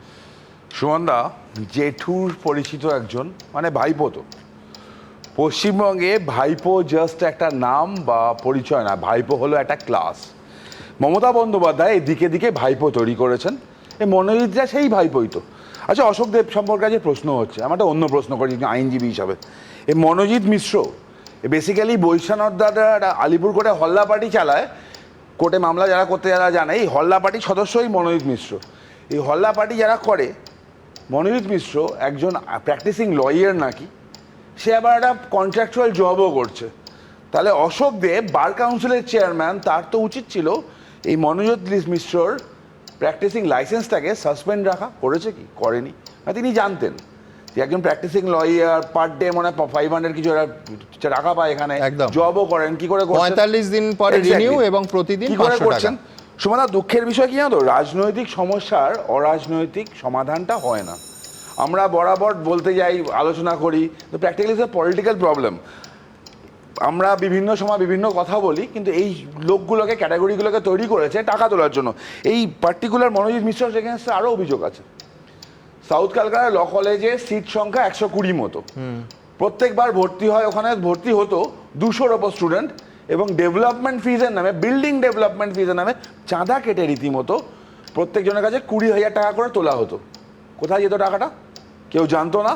বিল হচ্ছে যখন অশোক দেব গভর্নিং বডির মেম্বার, মানে চেয়ারম্যান, তিনি জানতেন না? নিশ্চয়ই জানতেন। এই ভাগটা কে পেত? এখানেও কি 25-75 চলতো? আজকে যখন সুমনদা একটা ধর্ষণের ঘটনা, তারপর যখন আলোচনায় করছি আমরা আজকে, এই লাস্ট 24 ঘন্টায় সন্দেশখালিতে একটা মাইনর, তার রেপ হয়েছে। বাঁকুড়াতে 10 বছরের একটা বাচ্চা ধর্ষিতা হয়েছে। সোনামুখী বাঁকুড়াতে একটা টোটো ড্রাইভার একটা মাইনরকে রেপ করেছে। নদিয়াতে মুকুটমণি অধিকারীর সাগরেদ একজনকে বিবাহের প্রতিশ্রুতি দিয়ে ধর্ষণ করেছে। এই হচ্ছে আজকের দিনে আমার পশ্চিমবঙ্গ গত 24 ঘন্টায়। একটা মেয়ে, কিন্তু পাশাপাশি তরুণ এটাও বলো যে এই কেসটায় স্পেসিফিক্যালি এই সাউথ ক্যালকাটা ল কলেজের কেসটায় পুলিশ যথেষ্ট তাড়াতাড়ি অ্যাক্ট করেছে, গ্রেফতার করেছে। দুর্দান্ত। নোবেল পাওয়া উচিত এদের জন্য। রবীন্দ্রনাথ নোবেলটা যদি বাই চান্স খুঁজে পাওয়া যায়, এদেরকে দিয়ে দিই কলকাতা পুলিশকে। পশ্চিমবঙ্গে মেয়েদের অবস্থাটা বোঝা উচিত। অবশ্য সিবিআই খুঁজছিল। পশ্চিমবঙ্গে মেয়েদের অবস্থাটা বোঝা উচিত সুমনদা। একজন মেয়ে তার বন্ধুর জন্ম, মানে পাশের বাড়ির লোক তাকে ইনভাইট করেছিল, সে বার্থডেতে খেতে যাবে। সেখানে তৃণমূল নেতার ছেলে লালসার শিকার হবে, ধর্ষিতা হবে, প্রায় মানে জীবিত অবস্থায় তাকে পুড়িয়ে মারা হবে। একটা মেয়ে 36 ঘন্টা ডিউটির পর ডাক্তার, মহিলা ডাক্তার, রাতে একটু সেমিনার রুমে রেস্ট নেবে, সেখানে তার ধর্ষণ এবং খুন হবে।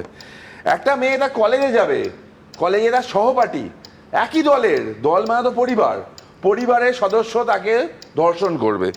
একটা মেয়ে মানে কাজের শেষে সারা সপ্তাহ কাজ করবে, তারপর নাইট ক্লাবে যাবে, নাইট ক্লাবে গিয়ে সেখানে তাকে ধর্ষণ হতে হবে। মাননীয়া বলেছিলেন বাংলা নিজের মেয়েকে চায়। সে নিজের মেয়ের আমলে পশ্চিমবঙ্গের মেয়েরা কি ঘরে বসে থাকবে? তারা কোথাও যাবে না। এই মনোজিৎ, আমি আবার বলছি, মনোজিৎ এরকে একটা দুটোকে জাস্ট বিচ্ছিন্ন ঘটনা ধরো না, এই লোকগুলো না প্র্যাকটিক্যালি তৈরি করা হয়েছে। মমতা বিচ্ছিন্ন কি করে দেখবো? দেশ জুড়ে আমি বলছি, সেদিন উত্তরপ্রদেশে মেরাঠে 13 বছরের মেয়েটা হাসপাতালে চিকিৎসা নিতে গেছিল, হাসপাতালের মধ্যে ধর্ষিতা হলো। একদম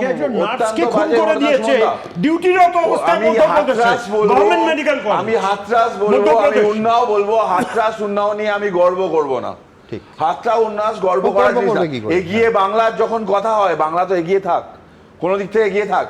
এখানকার মানে বিধায়করা পরামর্শ দিচ্ছেন, এমপিরা পরামর্শ দিচ্ছেন, একা যাবে কেন, লোকজন নিয়ে যান। তোমাদের সিম্পল কথা বলি, এই তৃণমূল ছাত্র পরিষদ একটা আজীব জিনিস। এত চাকরি লুট হলো, এত দুর্নীতি হলো, ছাত্রছাত্রীদের জন্য এদেরকে কোথাও আন্দোলন করতে দেখবে না। কোথায় দেখবে?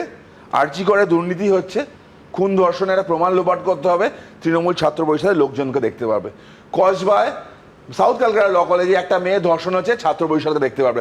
কলেজ অ্যাডমিশনের নামে তোলাবাজি হবে, ছাত্র পরিষদকে দেখতে পাবে। এই ছাত্র পরিষদটা করে কি? সমিতার কাছে যাবো। হ্যাঁ, যেমন বিজেপির অবস্থা, কালীগঞ্জে একটা মেয়ে মারা গেল বোম লেগে, 7 দিন প্রধান বিরোধী দল অনুপস্থিত। খুঁজে পেয়েছেন? এই সহদে পরশুদিন সুকান্ত মজুমদার গেছে। যেমন এই সমিতা, আপনি বোম লেগেটা বললেন, তৃণমূলের বোম এটা বললেন না, পুরোটা বলুন। হ্যাঁ, পুরোটাই বলছি। হ্যাঁ, গতকালকে আপনি তো বলেছেন আপনার সময়, আমি তো বাধা দিইনি। আপনার লোক বলছেন কারণ গতকালকে এই যখন আরজি করেন নির্জিতাদের ওই যে সমর্থনের যারা, তারা ওখানে মিছিল করছিল, খুব সম্ভবত কোয়েস্ট মলের উল্টো দিকে। বিজেপির মিছিল থেকে গিয়ে তাদের মহিলাকে রাস্তার মধ্যে মলেস্টেশন করা হলো। ওনার পার্টি একটা মলেস্টেশন অভিযোগ আছে দাদা, গতকালকে একটা মলেস্টেশন অভিযোগ আছে। ঘটনা আরে আপনাদের চোখে খালি মলেস্টেশনই দেখেন দাদা, বাংলা ভুললো তো, পুরো মলেস্টেশন দেখেন। লাস্ট 24 ঘন্টা কথা বললাম আপনাদেরকে, সরকারের বাংলার মেয়ের আমলে বাংলার মেয়েরা সুরক্ষিত নয় দাদা, বিশ্বাস করুন। গলা কেটে হত্যা করা, দলের বিধায়করা বলছে কেন্দ্র আর রাজ্য, অন্য রাজ্য এবং কেন্দ্রের শাসক অন্য রাজ্যে যখন শাসন করছে, সেখানে মহিলারা নিরাপদ কিনা অন্তহীনে বিতর্ক চলতে পারে, কিন্তু এইখানে আমি আমার পরবর্তী প্রতিবেদন আনবো, যে প্রতিবেদনে এই একটা ঘটনা একবার মনোজিৎ মিশ্র করে ফেলেছে বাই চান্স, না, বিষয়টা তা নয়।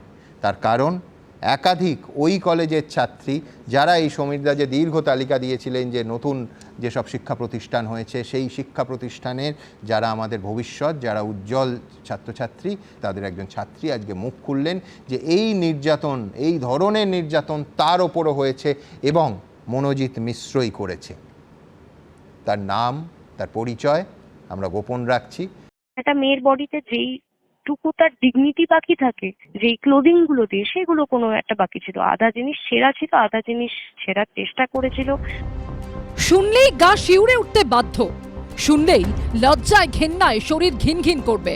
কিন্তু অন্যরা যা কানে শুনতে পাচ্ছেন না, অবলীলায় তা করতে পারতেন কসবা গণধর্ষণ কাণ্ডে ধৃত তৃণমূল কর্মী মনোজিৎ মিশ্র। আর তার বিরুদ্ধে এবার বিস্ফোরক অভিযোগ করলেন তারই হাতে নির্যাতনের শিকার সাউথ ক্যালকাটা ল কলেজেরই আরেক ছাত্রী। তার অভিযোগ, 2023 সালে একটি কলেজ পিকনিকে তাকে যৌন নির্যাতন করেছিলেন তৃণমূল ছাত্র পরিষদের তৎকালীন দাপুটে প্রভাবশালী নেতা মনোজিৎ মিশ্র। মদেরও অ্যারেঞ্জমেন্ট করাই ছিল, মনোজিতের আন্ডারেই করা ছিল সেটা। আমি যখন ফোনটা রাখতে যাই, রাখার সঙ্গে সঙ্গে আমি পিছন থেকে শুনতে পাই, যে ব্যালকনি থেকেই শুনতে পাচ্ছিলাম আর দেখতেও পাচ্ছিলাম, যে দরজা, যে মেন যে ওই রুমটার দরজা, সেটা কেউ বন্ধ করে দেয়, সিটকিনি মেরে দেয়। যেই আলোটা এসছিল, আলোর মধ্যে তার মুখটা এসেন, তখন ওটা পরিষ্কার হলো যে ওটা মনোজিৎ। তো সে শার্টের বাটন খুলতে খুলতে আমার দিকে আসতে যাচ্ছিল। It was very evident that he was very very drunk out of his mind. বহুদূর থেকে আইনজীবী হওয়ার স্বপ্ন নিয়ে মা বাবাকে ছেড়ে কলকাতায় এসেছিলেন পড়তে। আর এই অবস্থায় নিজেরই কলেজের এক সিনিয়রের ভয়ঙ্কর চেহারা দেখে দিশেহারা হয়ে পড়েন ওই ছাত্রী। তাকে খুব সাদাসিধে হবে বলি যে, দাদা এখনো দরজাটা বন্ধ করো না, আমি বাইরে বেরোবো। সে কথাটা ইগনোর করে গিয়ে আমার একটা হাতের থেকে ফোনটা সে ছিনিয়ে নেয়। আমার সে পিছনের মধ্যে ঠেলে দিয়ে যায় ব্যালকনির মধ্যে। যতটা আমার শরীরের মধ্যে জোর ছিল সেটা দিয়ে পুশ করি, কিন্তু সে কোনোভাবেই সরে না। সে গলার মধ্যে কামড়াতে শুরু করে। সে আমার বডির উপরে কয়েকটা কমেন্ট করতে করতে, খুব অশ্লীল টাইপের কমেন্ট করতে করতে, তিনি বুকের মধ্যে হাত দিয়ে আমার ইনারওয়েরটা ছিঁড়ে দেন। প্রাণপণে নিজের সম্ভ্রম বাঁচানোর চেষ্টা করে যান ওই ছাত্রী, কিন্তু মনোজিৎ তো তখন সবকিছুর ঊর্ধ্বে। প্রভাবশালীদের মদতে প্রশ্রয়ে তার দাপট তখন তুঙ্গে। সেই মুহূর্তে তিনি আমার বাবার নামটা আমাকে বলেন, যে আমাকে এটাও বলা হয় যে তোর বোন কোন স্কুলে পড়ছে, আমাকে এটাও বলা হয় যে আমার বোনকে সে স্কুলের থেকে তুলে নিয়ে যাবে, সে 2 মিনিট লাগবে না আমার বাবা মার আতাপাতা মিটিয়ে দিতে, আমাকে 2 মিনিট লাগবে না তার অনাথ করে দিতে। তারপরেই সে আমাকে বলেছে, যদি এটা না চাস, যে এইগুলো আমি না করি, তাহলে আমি যেভাবে তোকে ছুঁচ্ছি সেভাবে আমাকে ছুঁতে দে। 30-35 সেকেন্ডের জন্য আমার তখন হুঁশ ছিল না। আমার যদি 30-35 সেকেন্ডের থেকে বেশি জ্ঞান হারাতো, তাহলে আজ নির্যাতনটা আমি হতাম। শেষমেশ সেই সময় দরজায় অন্য কেউ নক করায় সেই যাত্রায় রেহাই পেয়েছিলেন ওই তরুণী। এবিপি আনন্দ। আবার বলছি, সুপ্রিম কোর্টের নিয়ম মেনে আমরা নাম এবং পরিচয় আপনাদের সামনে রাখলাম না। আমি এখানে খুব পরিষ্কার বলছি যে বারবার কথা হচ্ছে যে প্রতি বছর এক বা একাধিক পিকনিক অর্গানাইজ করা হতো এবং সেইখানে এই মনোজিৎ মিশ্র এই ধরনের কীর্তিকলাপ করত। তারপরেও সমস্ত পিকনিকের দায়িত্বে সেই থাকতো, 1 নম্বর নাম তারই থাকতো না। এটা একেবারে আমি কল্পনা থেকে বলছি না। কলেজের একেবারে, আমি এখানে যেহেতু অন্য দুজনেরও নাম আছে সেই নামটা গার্ড করছি, সাউথ ক্যালকাটা ল কলেজের পিকনিকের নোটিশ। আচ্ছা বেশ, আমি গার্ড করে আরেকটি অংশ যেখানে শুধু মনোজিৎ মিশ্রের নাম আছে, বাকি দুটো আমি ঢেকে দিয়েছি। সেখানে বলা হচ্ছে যে কলেজ পিকনিক 20শে জানুয়ারি হবে গাদিয়ারায়। সেখানে সমস্ত ইন্টারেস্টেড কলেজ স্টুডেন্টদের কার সঙ্গে যোগাযোগ করতে হবে, 1 নম্বর নামটা লক্ষ্য করুন। আমি অন্য দুজন যারা অভিযুক্ত নয় তাদের নামটা ইচ্ছে করে ঢেকে দিয়েছি, মনোজিৎ মিশ্র। ভাবতে পারেন, মানে যে সেখানে এই মেয়েগুলো যে বলছে যে প্রায় স্বীকার করার মতো যে তার চক্রব্যূহ রচনা করেছিল, সেইখানে তাকে কলেজ কর্তৃপক্ষ তাকেই 0% মানছে। আমি বলছি বিস্ময়কর, নেক্সাসের শেষ কোথায় আমরা জানি না। আবার বলছি এটা কলেজের সেই নোটিশ। আমি শতরূপের কাছে যাব, আমি বলছি এই দিনের পর দিন এই ঘটনা চলেছে, কার্যত এখন একটা প্যান্ডোরার বাক্স খুলছে। কলেজ পিকনিক, একটার পর একটা ঘটনার কথা সামনে আসছে, অথচ না দল, না সরকার, না শিক্ষা দপ্তর, না প্রশাসন, কারুর ঘুম ভাঙেনি। এটা বিশ্বাসযোগ্য? সুমনদা, এত বর্ণনা শুনছি তো, একজন ছাত্রী বা একজন মহিলা জানালেন তিনি কীরকমভাবে মনোজিৎ তার সাথে কী করেছে ইত্যাদি। শুনতে শুনতে আমার মতো, আমার বিশ্বাস যারা শুনছিলেন সবারই গা ঘিনঘিন করছিল।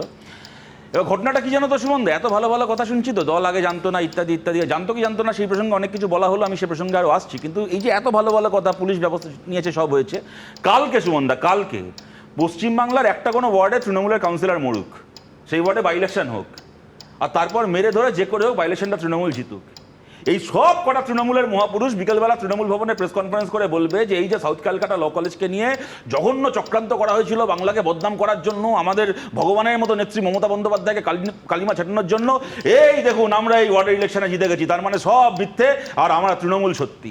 কালকে সকালবেলা যদি একটা বাই ইলেকশন হোক, বিকেলে বেহায়াগুলো বলবে। এই দেখে আসছি 12 বছর ধরে, 13 বছর ধরে। আমি বলছি দীর্ঘজীবী হন, এরকম দুর্ঘটনা যেন না। যাই হোক, আমি বললাম। এবার দ্বিতীয় কথা হচ্ছে এই যে ইউনিয়ন, যে প্রশ্নটা কদিন ধরে তোমরা সবাই করছো, আমরা সবাই করছি, এবং এই ঘটনার আগে থেকে আমরা করছি যে পশ্চিমবাংলায় ইউনিয়নের নামে যেগুলো চলছে সেগুলো কি, এবং আমরা সবাই জানি যে এগুলো কোনো আলংকারিক বিষয় না। এই ইউনিয়নগুলোর মাধ্যমে প্রত্যেক বছর ছাত্র সংসদের কোটি কোটি টাকা এদের মাধ্যমে খরচা হয়। এবার এই যে যারা খরচাটা করছে তারা কিভাবে নির্বাচিত, কোনো নির্বাচনিত হচ্ছে না, অথচ বছরকে বছর ইউনিয়ন গঠিত হচ্ছে। যদি কোনো রাজ্যেও ঠিক সময় ভোট না হয়, সেই রাজ্যে রাষ্ট্রপতি শাসন জারি হয়ে যায়, কিন্তু কলেজগুলোতে পশ্চিমবাংলার বছরের বছর ভোট হয় না। 2017 পরে এইবার সুমনদা 2017 পরে ভোট হয় না তো, কিরাম ইউনিয়ন নির্বাচিত হয়। আমার কাছে এই যে মনোজিৎ মিশ্র নামক এই মহান তৃণমূল নেতার একটা ফেসবুক পোস্ট, তার আমি যে প্রিন্ট আউটটা দেখাচ্ছি, যদি আপনাদের ক্যামেরায় ধরা পড়ে, তাতে বাংলার যুবরাজ মনোজিতের বর্দা অভিষেক ব্যানার্জির চিঠি, সে মনোজিৎ মিশ্রই গর্ব করে ফেসবুকে পোস্ট করেছিলেন। সেই চিঠিতে কি লেখা আছে?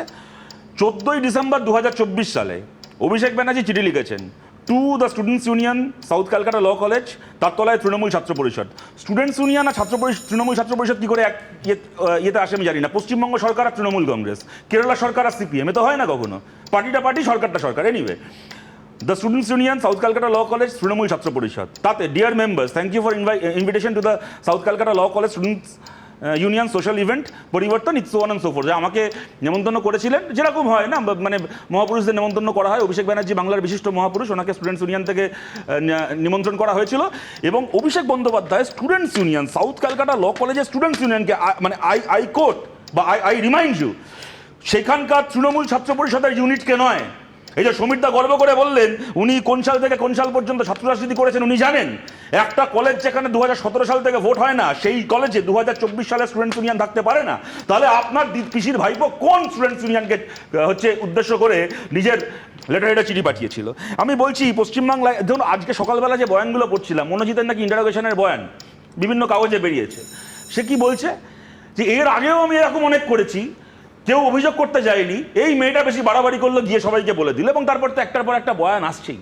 আমি বলছি সুমনদা, মমতা বন্দ্যোপাধ্যায়, আপনি একবার নিজেকে এই প্রশ্ন করুন যে আপনি কেমন সরকার চালাচ্ছেন। কি সাউথ ক্যালকাটা ল কলেজের মনোজিৎ, কি সন্দেশখালীর শেখ শাহজাহান, কি কোথাকার জয়ন্ত সিং। একটার পর একটা এলাকায় দিনের পর দিন যখন মহিলারা ধর্ষিত হয়, যখন মহিলাদের শ্লীলতাহানি হয়, এমনকি আপনার নিজের দলের নিজের সংগঠনে আপনাকে মা মনে করা ছোট ছোট বাচ্চা মেয়েদের যখন মোলেস্টেশন হয়, ধর্ষণ হয় আপনার দলের লোকেদের হাতে, কেউ একটা মুখ ফুটে বলতে পারে না?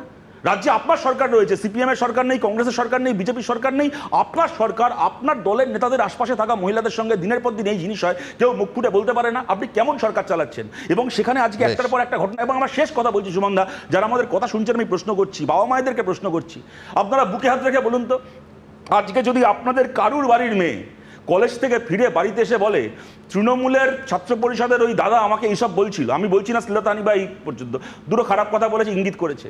পশ্চিমবাংলায় আজকের তারিখে কজন বাবা মা আছেন যিনি তার মেয়েকে বলবেন চল তো কালকে যাবো তোর কলেজে দেখে নেবো কে তৃণমূলের নেতা আছে, আমার মেয়েকে এই কথা বলে?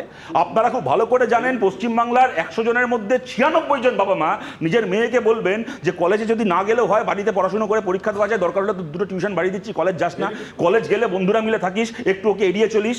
কোন বাবা মা আজকে আছেন বলুন, বাড়িতে যদি ফেরার পথে পথে বা বাড়ি ফিরে এসে আপনার মেয়ে আপনাকে বলে পাড়ার মোড়ে তৃণমূলের 4টে ছেলে মিলে দাঁড়িয়ে আমাকে টন্টিটকিরি করছিল, আমার অন্যায় সিগারেট ছুটছিল, কোন বাবা আছেন পশ্চিমবাংলায় রাত্রির 11টার সময় মেয়ের হাত ধরে বেরিয়ে গিয়ে বলবেন চল পাড়ার মোড়ে কোন তৃণমূলের ছেলে দাঁড়িয়ে আছে আমি গিয়ে দেখি? বলতে পারবেন না, কেননা আমরা সবাই তৃণমূল কংগ্রেসের এই থ্রেড কালচারে, এই পাওয়ার স্ট্রাকচারে বন্দী, এবং তার এই একটার পর একটা পরিণতি। প্রশ্ন এখানে একটা ধর্ষণ নয়, এই যে থ্রেড কালচার পশ্চিমবাংলায়, এই যে থ্রেড কালচার চলছে, এইটাই বাংলায় এই রেপ কালচারকে আরো শক্তিশালী করেছে। আপনারা লজ্জা পান। বাংলার মানুষ তাড়ানোর আগে দয়া করে এবার নিজেরা মাথা নিচু করে নবান্ন থেকে বেরিয়ে যান, পারলে বাংলা থেকেও বেরিয়ে যান। নিজেরা ভোটে হারাতে পারবে না মানুষের দেওয়া রায়ে, সেই আনন্দ আপনারা সেই জন্য বেরিয়ে যাবে। সেই আনন্দ আপনারা ঘোষণ করে বেড়াবেন। শতরূপ বাবু খুব ভালো। কাকে সেটা লিখেছিল? স্টুডেন্টস ইউনিয়নটা শুনে নিন, কে যে কোনো এমপি কে বা এমএলএ কে কেউ যদি চিঠি দেয়, কোন এমপি এমএলএ নয়, এই লেখা আছে পার্টি লেটার লিখেছে, কোন এমপি চালু সব বললে না যদি দেয়, আরে কি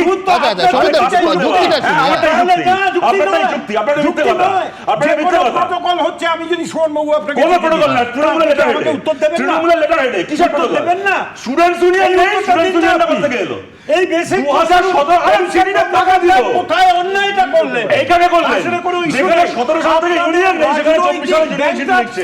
আরে ব্যাংকরাপসি আপনি বলুন ইউনিয়নটা করতে গেল, ইউনিয়নটা করতে গেল, আর আপনারা দলের কিন্তু শতরূপ শেষ যে প্রশ্নটা তুললো সেটা হচ্ছে সত্যি মা বাবা তারা নিজেদের সন্তানকে সেই নিরাপত্তা কি দিতে পারেন না?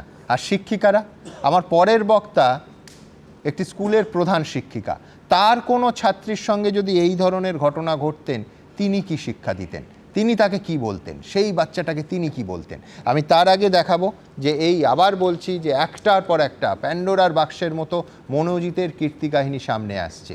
তার পরের প্রতিবেদন।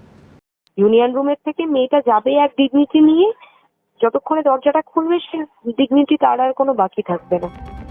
কলেজ কর্তৃপক্ষ, কসবা থানা, পুলিশ, প্রশাসন, অভিযোগ এসবকে থোড়াই কেয়ার করত কসবা কাণ্ডে মূল অভিযুক্ত প্রাক্তন টিএমসিপি নেতা ও বর্তমানে তৃণমূল কর্মী মনোজিৎ মিশ্র। প্রভাবশালী মনোজিতের সবই ছিল হাতের মুঠোয়, আর তার জেরেই সাউথ ক্যালকাটা ল কলেজে মৌরসি পাট্টা চালাতো মনোজিৎ মিশ্র, আর ইউনিয়ন রুমে ছিল মনোজিতের যন্তর মন্তর ঘর। এমনই অভিযোগ করলেন সাউথ ক্যালকাটা ল কলেজেরই আর এক ছাত্রী। ইউনিয়ন রুমের চাবি তার কাছে থাকতো, গার্ড রুমে গার্ডই ঢুকতো না, ইউনিয়ন রুমে আয়। এটা খুব একটা কমন থ্রেট হয়ে গেছিল যে ইউনিয়ন রুমে আয়। ওই ইউনিয়ন রুমে ঢোকানোর পরে কার সাথে কি কথা বলা হবে, কার মানে গায়ের উপরে কটা থাপ্পড় মারা হবে, বা কতভাবে তাকে হ্যারাস করা হবে, টর্চার করা হবে, বা ইভেন কি এভিডেন্টলি এখন মলেস্ট করা হবে, সেগুলোর কোনো রেকর্ড থাকতো না। কলেজে থ্রেট কালচার চালাতো মনোজিৎ, আর তা যে শুধু ছাত্রছাত্রীদের ওপরই চলতো তেমনটা নয়। অভিযোগ, মনোজিতের ভয়ে কাঁটা হয়ে থাকতেন অনেক অধ্যাপকরাও।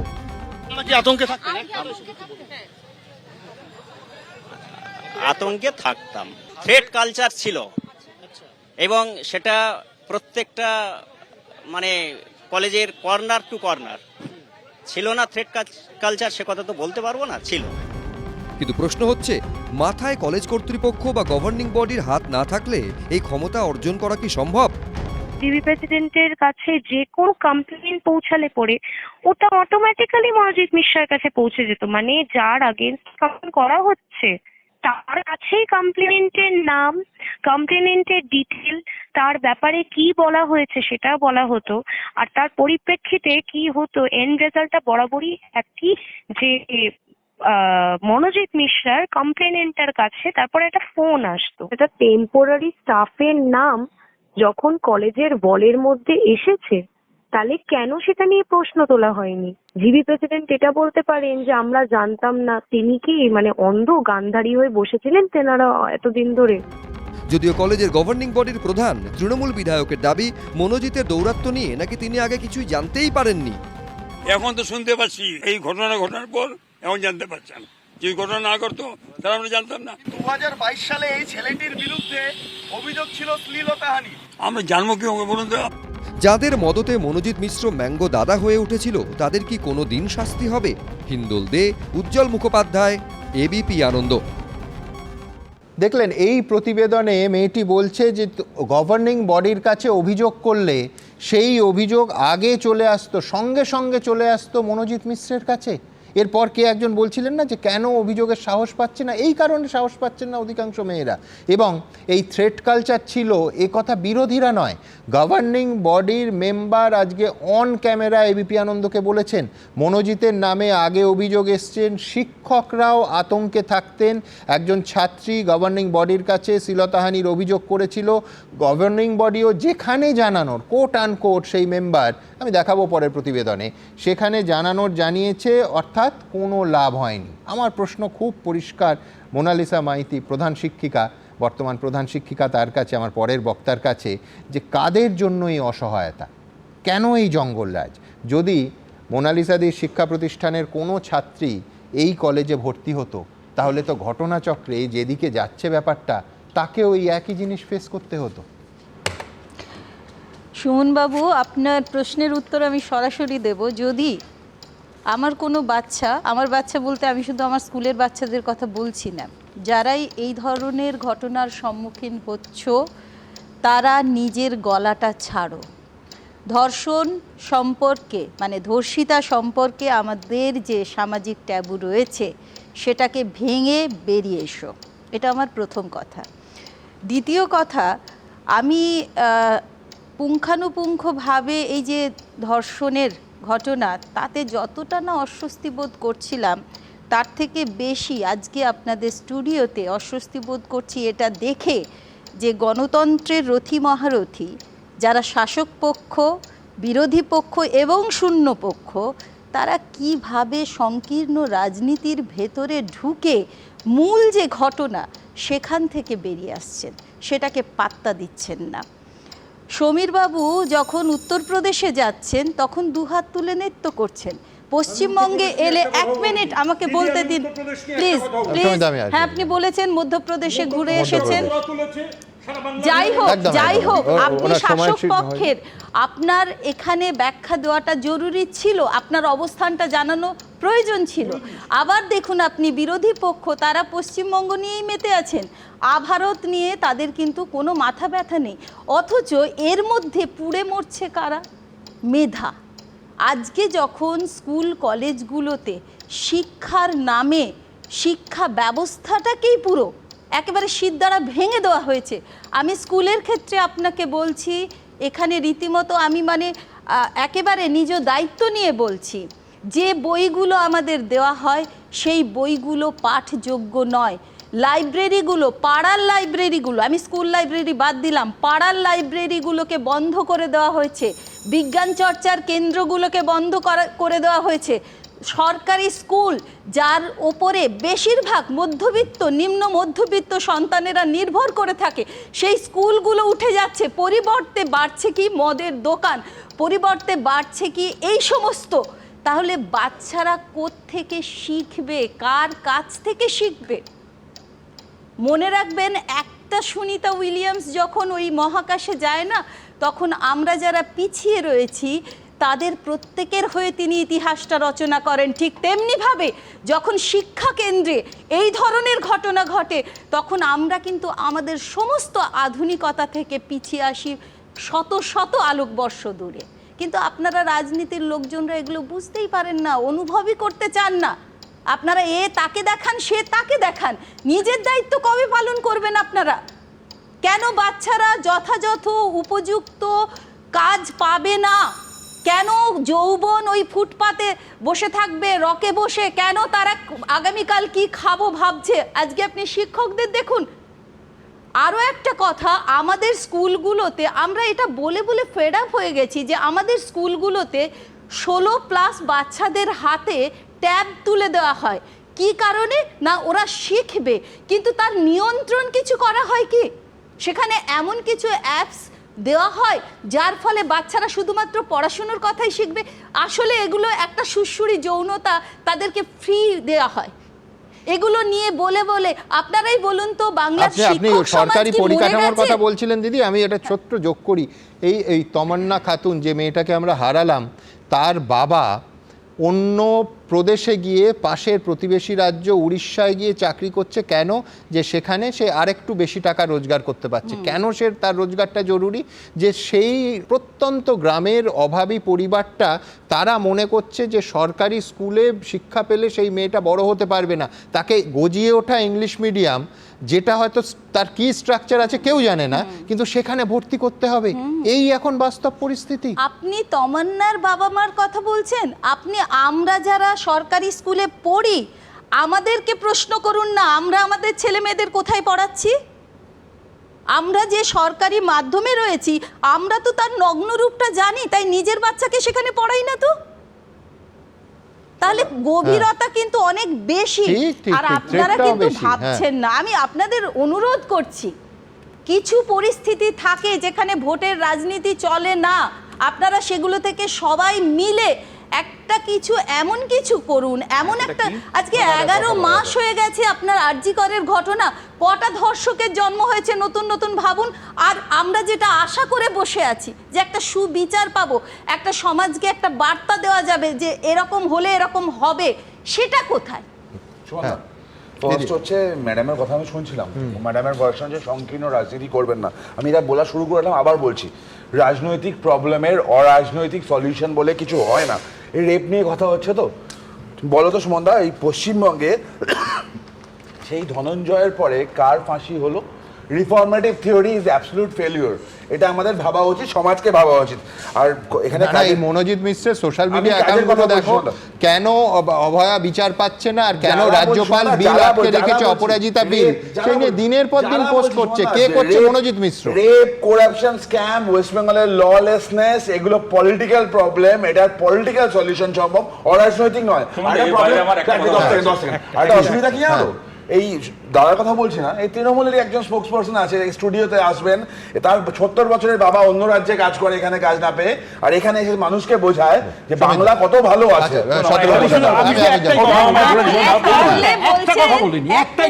তাহলে বলছেন রাজনীতিতে উদার কোনো পরিসর থাকবে না? বলিনি ম্যাডাম, উদার পরিসর বলে কিছু থাকবে না, পলিটিক্যাল প্রবলেমের পলিটিক্যাল সলিউশন হয় না ম্যাডাম। যেহেতু আপনি আমার নামটা করে বললেন যখন আপনি দাঁড়িয়ে বক্তৃতাটা করছিলেন, আমি দিদিমণি আপনাকে হাত জোড় করে একটা কথা বলছি, আপনি শিক্ষিতা মহিলা, আমি সম্মান করি মহিলা হিসেবে। আমি কিন্তু যতক্ষণ ওখানে দাঁড়িয়ে বক্তৃতা করেছি একটাও রাজনীতির কথা বলিনি, একটাও বলিনি। আপনি গুলিয়ে ফেললেন যখন উনি বলেছেন আমি তখন আজকের ঘটনা বলে এবার কাইন্ডলি বলে নি। আমি একটা কথা বলছি, আরে ভাই আমি এগুলোর বাইরে বলছি একটা কথা, যেটা হচ্ছে যেহেতু উনি বলাটা শুরু করলেন, এটা বলে যে আমার কোনো ছাত্রের সাথে হতো, আমি জাস্ট একটা বলছি, ধরুন ভাইস প্রিন্সিপাল যে ভদ্রমহিলা আছেন তার এখানে ভূমিকাটা কি, আমি এই কারণে জিজ্ঞেস করছি। ঘটনাটা যখন ঘটেছে তিনি খুব সম্ভবত ছিলেন না কি ছিলেন আমরা জানি না, দু রকমের রিপোর্টই দেখেছি, যাই হোক আমরা ধরে নিচ্ছি দু রকমের কথাই বলেছেন। একবার দেখলাম যে উনি সংবাদ মাধ্যম থেকে জানতে পেরেছেন, আবার আজকে পুলিশ সূত্রে পুলিশ এই জন্যই ওনাকে জেরা করেছে, কথা বলেছে যে ফোন করেছিল। একটা কথা আমি ধরে নিচ্ছি যে উনি ছিলেন না, কেমন, কিন্তু গার্ডকে বার করে এরকম একটা ঘটনা ঘটে গেল, আমি ধরে নিচ্ছি ইভেন মানে ওনার প্রতি ওনার একজন ছাত্রীর এত কম ভরসা যে ছাত্রী তো সবার আগে ওনাকে জানাবে, তাও জানায়নি, গার্ডটাও ওনাকে রিপোর্ট দেয়নি। আমি এই কারণে জিজ্ঞেস করছি যে গার্ডটা তো অ্যারেস্ট হয়েছে, কিন্তু এনার ভূমিকাকে খতিয়ে দেখা হবে না, বরং পরের দিন ওনার সাথে লোকে ফোনে কথা বলছে, এই ধর্ষক ফোনে কথা বলছে, এনার হাজবেন্ড, এবং এই ঘটনাচক্রে বলছি এনারা আবার শাসকের খুব ঘনিষ্ঠ, এনার হাজবেন্ড আবার পিএসসি চেয়ারম্যান ছিলেন কিছুদিন আগে।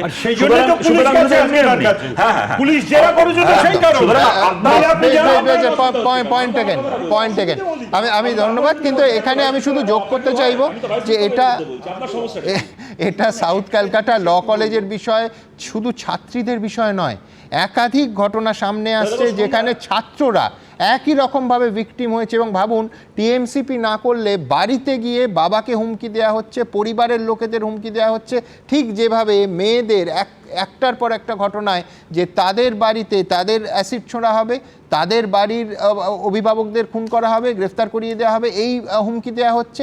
ছেলেটির পরিবারকে আবার হুমকি দেওয়া হচ্ছে সেই একই রকমভাবে।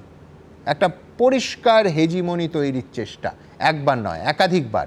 আবার বলছি, প্যান্ডোরার বাক্সর একটার পর একটা ঘটনা খুলে গিয়ে সেই বাক্স খুলে সামনে আসছে। দেখুন আমার নাম ম্যাঙ্গো, ছুটফুট করে দেবো কিন্তু আমরা। এক প্রকার হত্যা করেরই হুমকি দিয়ে গেছিল। আমার তো বলেছিল কলেজে আর যেতে হবে না। তাহলে কলেজে যে মেয়ের ওপরই নজর পড়বে তাকেই যৌন নির্যাতন, আর বিরুদ্ধ গোষ্ঠীর ছেলে হলেই তাকে মেরে দেওয়ার হুমকি। কসবা গণধর্ষণ কাণ্ডে ধৃত তৃণমূল কর্মী মনোজিৎ মিশ্রর বিরুদ্ধে এই ধরনেরই ভয়ঙ্কর অভিযোগ উঠেছে। তার লবিতে যোগ না দিলে পড়ুয়ার মা বাবাকে পর্যন্ত হুমকি দিতে ছাড়েনি গুণধর মনোজিৎ। 2019-এর 17 ডিসেম্বর কসবা কাণ্ডে মূল অভিযুক্ত মনোজিৎ মিশ্রের বিরুদ্ধে আনন্দপুর থানায় অভিযোগ দায়ের করেন সারদাপল্লীর বাসিন্দা মুকুন্দ পাণ্ডে, যার ছেলে মনোজ কুমার পাণ্ডে সে সময় কসবা ল কলেজেরই পড়ুয়া ছিলেন। মুকুন্দ পাণ্ডে অভিযোগ জানান, 16 ডিসেম্বর রাত 8:30 নাগাদ তার উত্তর 55 গ্রামের দোকানে চড়া হয় মনোজিৎ ও তার দলবল। কলেজে থাকতে গেলে লবি করতে হবে মনোজিৎ মিশ্রর, না হলে বাড়ির সামনে এসে হুমকি। মা বাবাকে থ্রেট করে যে আপনার ছেলে কলেজে ঢুকতে দেবো না, এই করতে দেবো না। বলেছিল গুলি করে মেরে দেবো, তুলে নিয়ে যাব। তারপর বলেছিল কি পেট কেটে দেবো। এক প্রকার হত্যা করেরই হুমকি দিয়ে গেছিল। বলেছিল যে আপনার ছেলেকে গায়েব করে দেবো। ফার্স্টে গেছে আমার বাড়িতে আমাকে পাইনি। বাড়িতে না পেয়ে ওখান থেকে অ্যাড্রেস নিয়ে চলে এসে এখানে বলে যে ছেলে কোথায় আপনার ছেলেকে সাবধান করে দেবেন। হ্যাঁ, অতিরিক্ত ভাড়া, হ্যাঁ, নয়তো শুটফুট করে দেবো কিন্তু আমরা। হ্যাঁ, আর কিন্তু পেলে রাস্তাঘাটে পাই ওই কাপুর কাছের মতো কাচবো। সেই সময় স্বামীর সঙ্গেই দোকানে ছিলেন নমিতা পাণ্ডে। এত বছর পরও সেই আতঙ্ক এখনো তাজা। বাবা সে বললো না, মানে আমাদের বুকে আমাদের ধুপুর করছে। অভিযোগকারীর দাবি, আনন্দপুর থানার পাশাপাশি কসবা থানাতেও অভিযোগ জানিয়েছিলেন, তবে লাভ কিছু হয়নি। ফায়ার হয়েছিল? হ্যাঁ হয়েছিল, এবং থানাতে পুলিশও এসেছিল। পুলিশে ওকে অ্যারেস্ট করে? না, ওকে আর অ্যারেস্ট করাইতে হয় নাই। কসবায়ও করেছিলাম, প্লাস ইসেও করেছিলাম, আনন্দপুরেও করেছিলাম।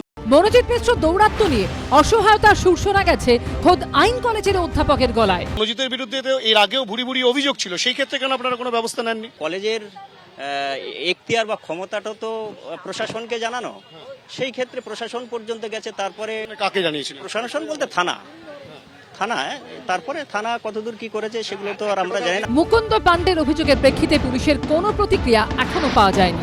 আবির দত্তর রিপোর্ট, এবিপি আনন্দ। দেখুন, অনেকেই একটা আশঙ্কা প্রকাশ করেছেন যে 13 বছর পর আবার সেই ধর্ষণ কাণ্ড নিয়ে ছোট্ট ঘটনার তত্ত্ব ফিরে এলো নাকি। তার কারণ রাজ্যের গুরুত্বপূর্ণ মন্ত্রী মানস ভূঁইয়া আজকে বলেন যে ছোট্ট একটা ঘটনা ঘটলেই গেল রে কি সর্বনাশ, সামান্য ঘটনা হয়েছে তা নিয়ে হুল হচ্ছে ইত্যাদি ইত্যাদি। পরে অবশ্য মানসবাবু ক্ল্যারিফিকেশন দেন যে তিনি কসবার কও বলেননি। তিনি কি বলেছিলেন, কোথায় বিতর্ক বাঁধল এবং তার উত্তর একদম পাশাপাশি আপনাদের সামনে রাখবো। ছোট্ট একটা ঘটনা ঘটলেই গেল রে কি সর্বনাশ। কসবায় আইন কলেজের ছাত্রীকে গণধর্ষণের অভিযোগের প্রেক্ষাপটেই সেচমন্ত্রী মানস ভূঁইয়ার এই মন্তব্য ঘিরে এখন তোলপাড়, বিতর্কের ঝড়, তুঙ্গে সমালোচনা। মঙ্গলবার বিধানচন্দ্র রায়ের জন্মদিন উপলক্ষে কলকাতা মেডিকেল কলেজে তৃণমূলের চিকিৎসক স্বাস্থ্যকর্মীদের সংগঠন প্রোগ্রেসিভ হেলথ অ্যাসোসিয়েশন ও পশ্চিমবঙ্গ রাজ্য সরকারি কর্মচারী ফেডারেশনের অনুষ্ঠানে উপস্থিত হয়ে এই মন্তব্য করেন মানস ভূঁইয়া। ছোট্ট একটা ঘটনা ঘটলেই গেল রে কি সর্বনাশ। নিজের বক্তব্যের ব্যাখ্যা দিতে আরেক বিতর্কিত মন্তব্য করেন সেচমন্ত্রী। সামান্য ঘটনা হয়েছে সেটা নিয়ে হুল হচ্ছে। সেচমন্ত্রীর এই মন্তব্যের কড়া সমালোচনায় সরব হয় বিরোধীরা। মুখ্যমন্ত্রী প্রসঙ্গ টেনে সামগ্রিকভাবে তৃণমূলকে বেঁধেন তারা। মুখ্যমন্ত্রী পার্ক স্ট্রিটের ঘটনাকে ছোট ঘটনা বলেছিলেন। এখন পার্ক স্ট্রিট থেকে আরজিকর হয়ে দক্ষিণ কলকাতা ল কলেজে পৌঁছে গেছে ছোট ঘটনা। তিনি যেটা বলেছেন এটা তৃণমূলের অবস্থান, তৃণমূল যেভাবে সমাজকে দেখে। যদিও মানস ভূঁইয়ার দাবি, কসবা কাণ্ডের সঙ্গে তার বক্তব্যের কোনো সম্পর্ক নেই। কসবার ঘটনা কোনখানে বললাম? কসবার ক উচ্চারণ করি। আমি কসবা নিয়ে কন্ডেম করছি স্ট্রংলি। কসবা কাণ্ডে বিতর্কে জড়িয়েছেন আরেক তৃণমূল বিধায়ক অশোক দেব। তার প্রশ্রয়ে মনোজিৎ মিশ্রর যাবতীয় বারবারন্ত বলে অভিযোগ উঠেছে। এমনকি কলেজের অস্থায়ী কর্মীর চাকরিটিও মনোজিৎকে অশোক দেবী পাইয়ে দিয়েছেন বলে অভিযোগ। যদিও এত কিছুর পরও কোনো কিছুর মধ্যেই দোষ দেখছেন না বজবজের তৃণমূল বিধায়ক। যারা ছাত্ররাজনীতি আমাদের দলে তারা কি কাজ করবে না? তারা কি বেকার থাকবে? এরকম কাজ পেলে আপত্তি কোথায়? আজকে সরকার আমাদের আছে, আমাদের পার্মানেন্ট চাকরি কেউ দিচ্ছে না। কিন্তু স্থায়ী হোক বা অস্থায়ী, কোন দল ক্ষমতায় আছে মানে তো আর তার নিজের কর্মীদের চাকরি পাইয়ে দেওয়ার অধিকার জন্মাতে পারে না। পাল্টা কটাক্ষ বিরোধীদের। উনি এতদিন ধরে এদের ইন্ডালজেন্স দিয়েছেন কেন? ভাইপোকে খুশি করতে হবে, তাই ভাইপো গ্যাংয়ের সঙ্গে থাকতে হবে, নইলে বজবজে আমার টিকিটটা হবে না। এই বয়স্ক লোকগুলোরও আজকে অধঃপতন এই জায়গায় ঘটেছে। স্বাভাবিকভাবে অশোক দেবরা এই পাপের ভাগী, এবং এখন তো মারাত্মক অভিযোগ উঠছে 2 লক্ষ টাকা করে অ্যাডমিশনে নিত, তো অশোক দেবও ভাগ পেয়েছেন। উনি কার জন্য তুলেছেন? ভাইপোর কাছে পাঠানোর জন্য। যেমন মোটা পার্থ টাকা তুলে, মানিক ভট্টাচার্য টাকা তুলে ভাইপোর কাছে ব্যাগ ব্যাগ ভর্তি টাকা দিয়েছেন। ছবি দিয়ে পশ্চিমবঙ্গের রাজনীতিতে যদি প্রমাণ করতে চান, তাহলে সারা ভারতবর্ষের মানুষ দেখেছে যে মেহুল চোকসির সাথে কাদের ছবি, নীরব মোদীর সাথে কাদের ছবি। শুভেন্দু অধিকারী যেটা প্রমাণ করতে চাইছেন ডেসপারেটলি, বাংলার মানুষ বুঝে গিয়েছে আসলে যাদের কাছে রাজনৈতিকভাবে বলবার মতো কিছু নেই। এই ঘটনায় পার্থক্যটা এখানেই, বাংলার পুলিশ, বেঙ্গল প্রশাসন 12 ঘন্টার মধ্যে অভিযুক্ত 3 জনের বিরুদ্ধে ব্যবস্থা গ্রহণ করেছে।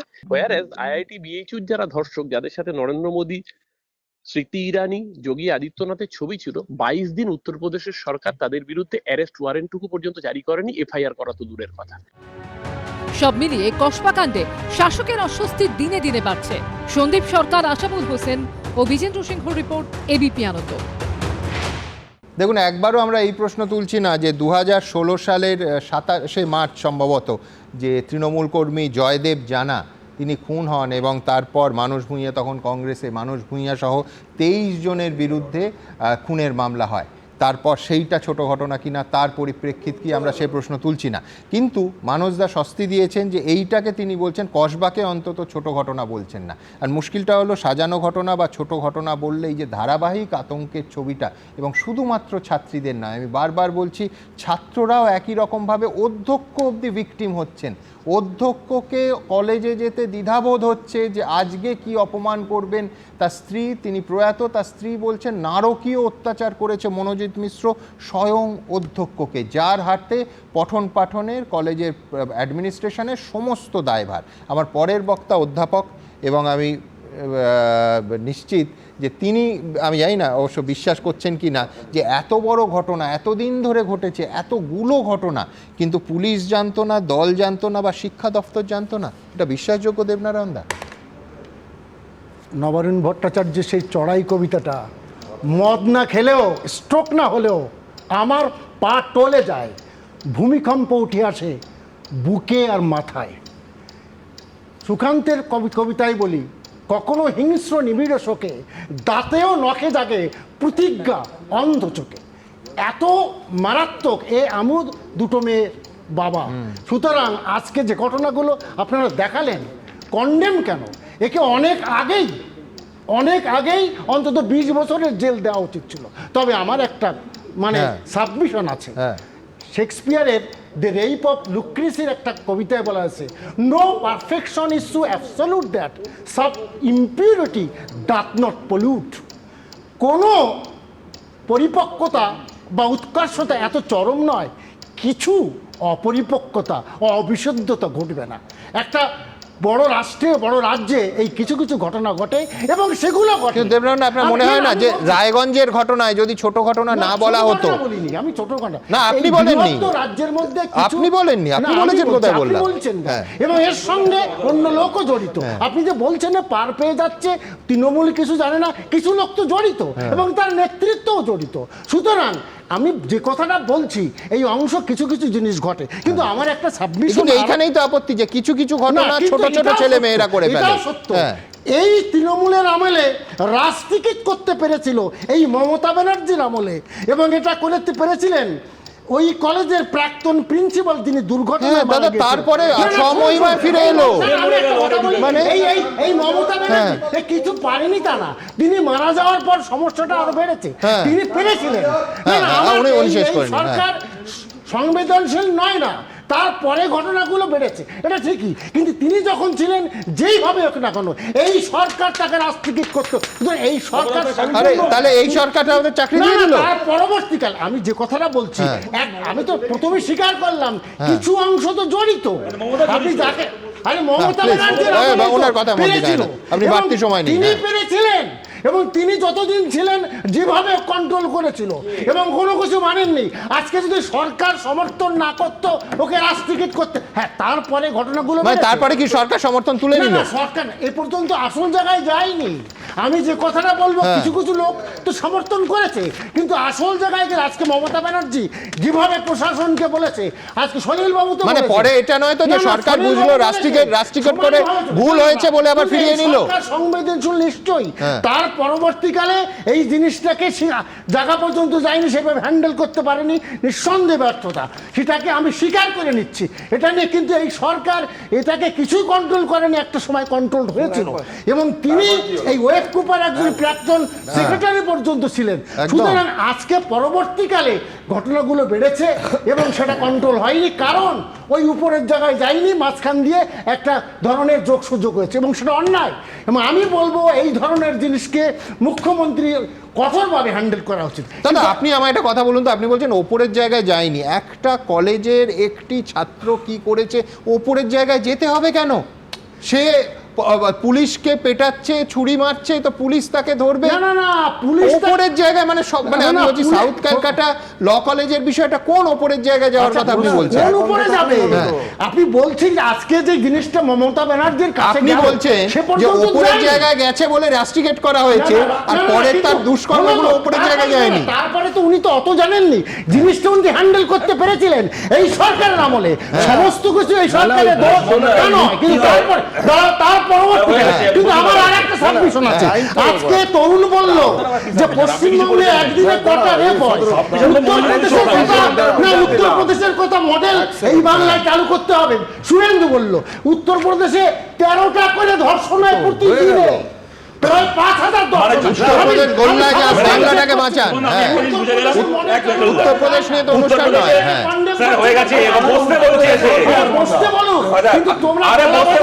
সুমনদা, উত্তরপ্রদেশের দিনে 13টা করে ধর্ষণ হয়, সুতরাং বাংলা যতক্ষণ পর্যন্ত দিনে 12টা করে ধর্ষণ হচ্ছে ততদিন এদের লজ্জা হবে না। আমি একটা কথা বলছি, কথাটা শুনে নিন। আমি বলছি কি, কেন এরকম করছেন, এবার আপনিও বলবেন, তখন আমি এরকম করবো। আমি বলছি এদের অপকর্মগুলো উপলব্ধি পৌঁছচ্ছে না। হ্যাঁ, তাই হলে তাই। আমি বলছি এদের অপকর্মগুলো উপলব্ধি পৌঁছচ্ছে না, কিন্তু অপকর্মগুলো করছে যারা, তারা কি সুন্দর উপলব্ধি পৌঁছে যাচ্ছে। অভিযোগ থেকে শুরু করে প্রত্যেকটা নেতার সঙ্গে ঘুরে বেড়াচ্ছে।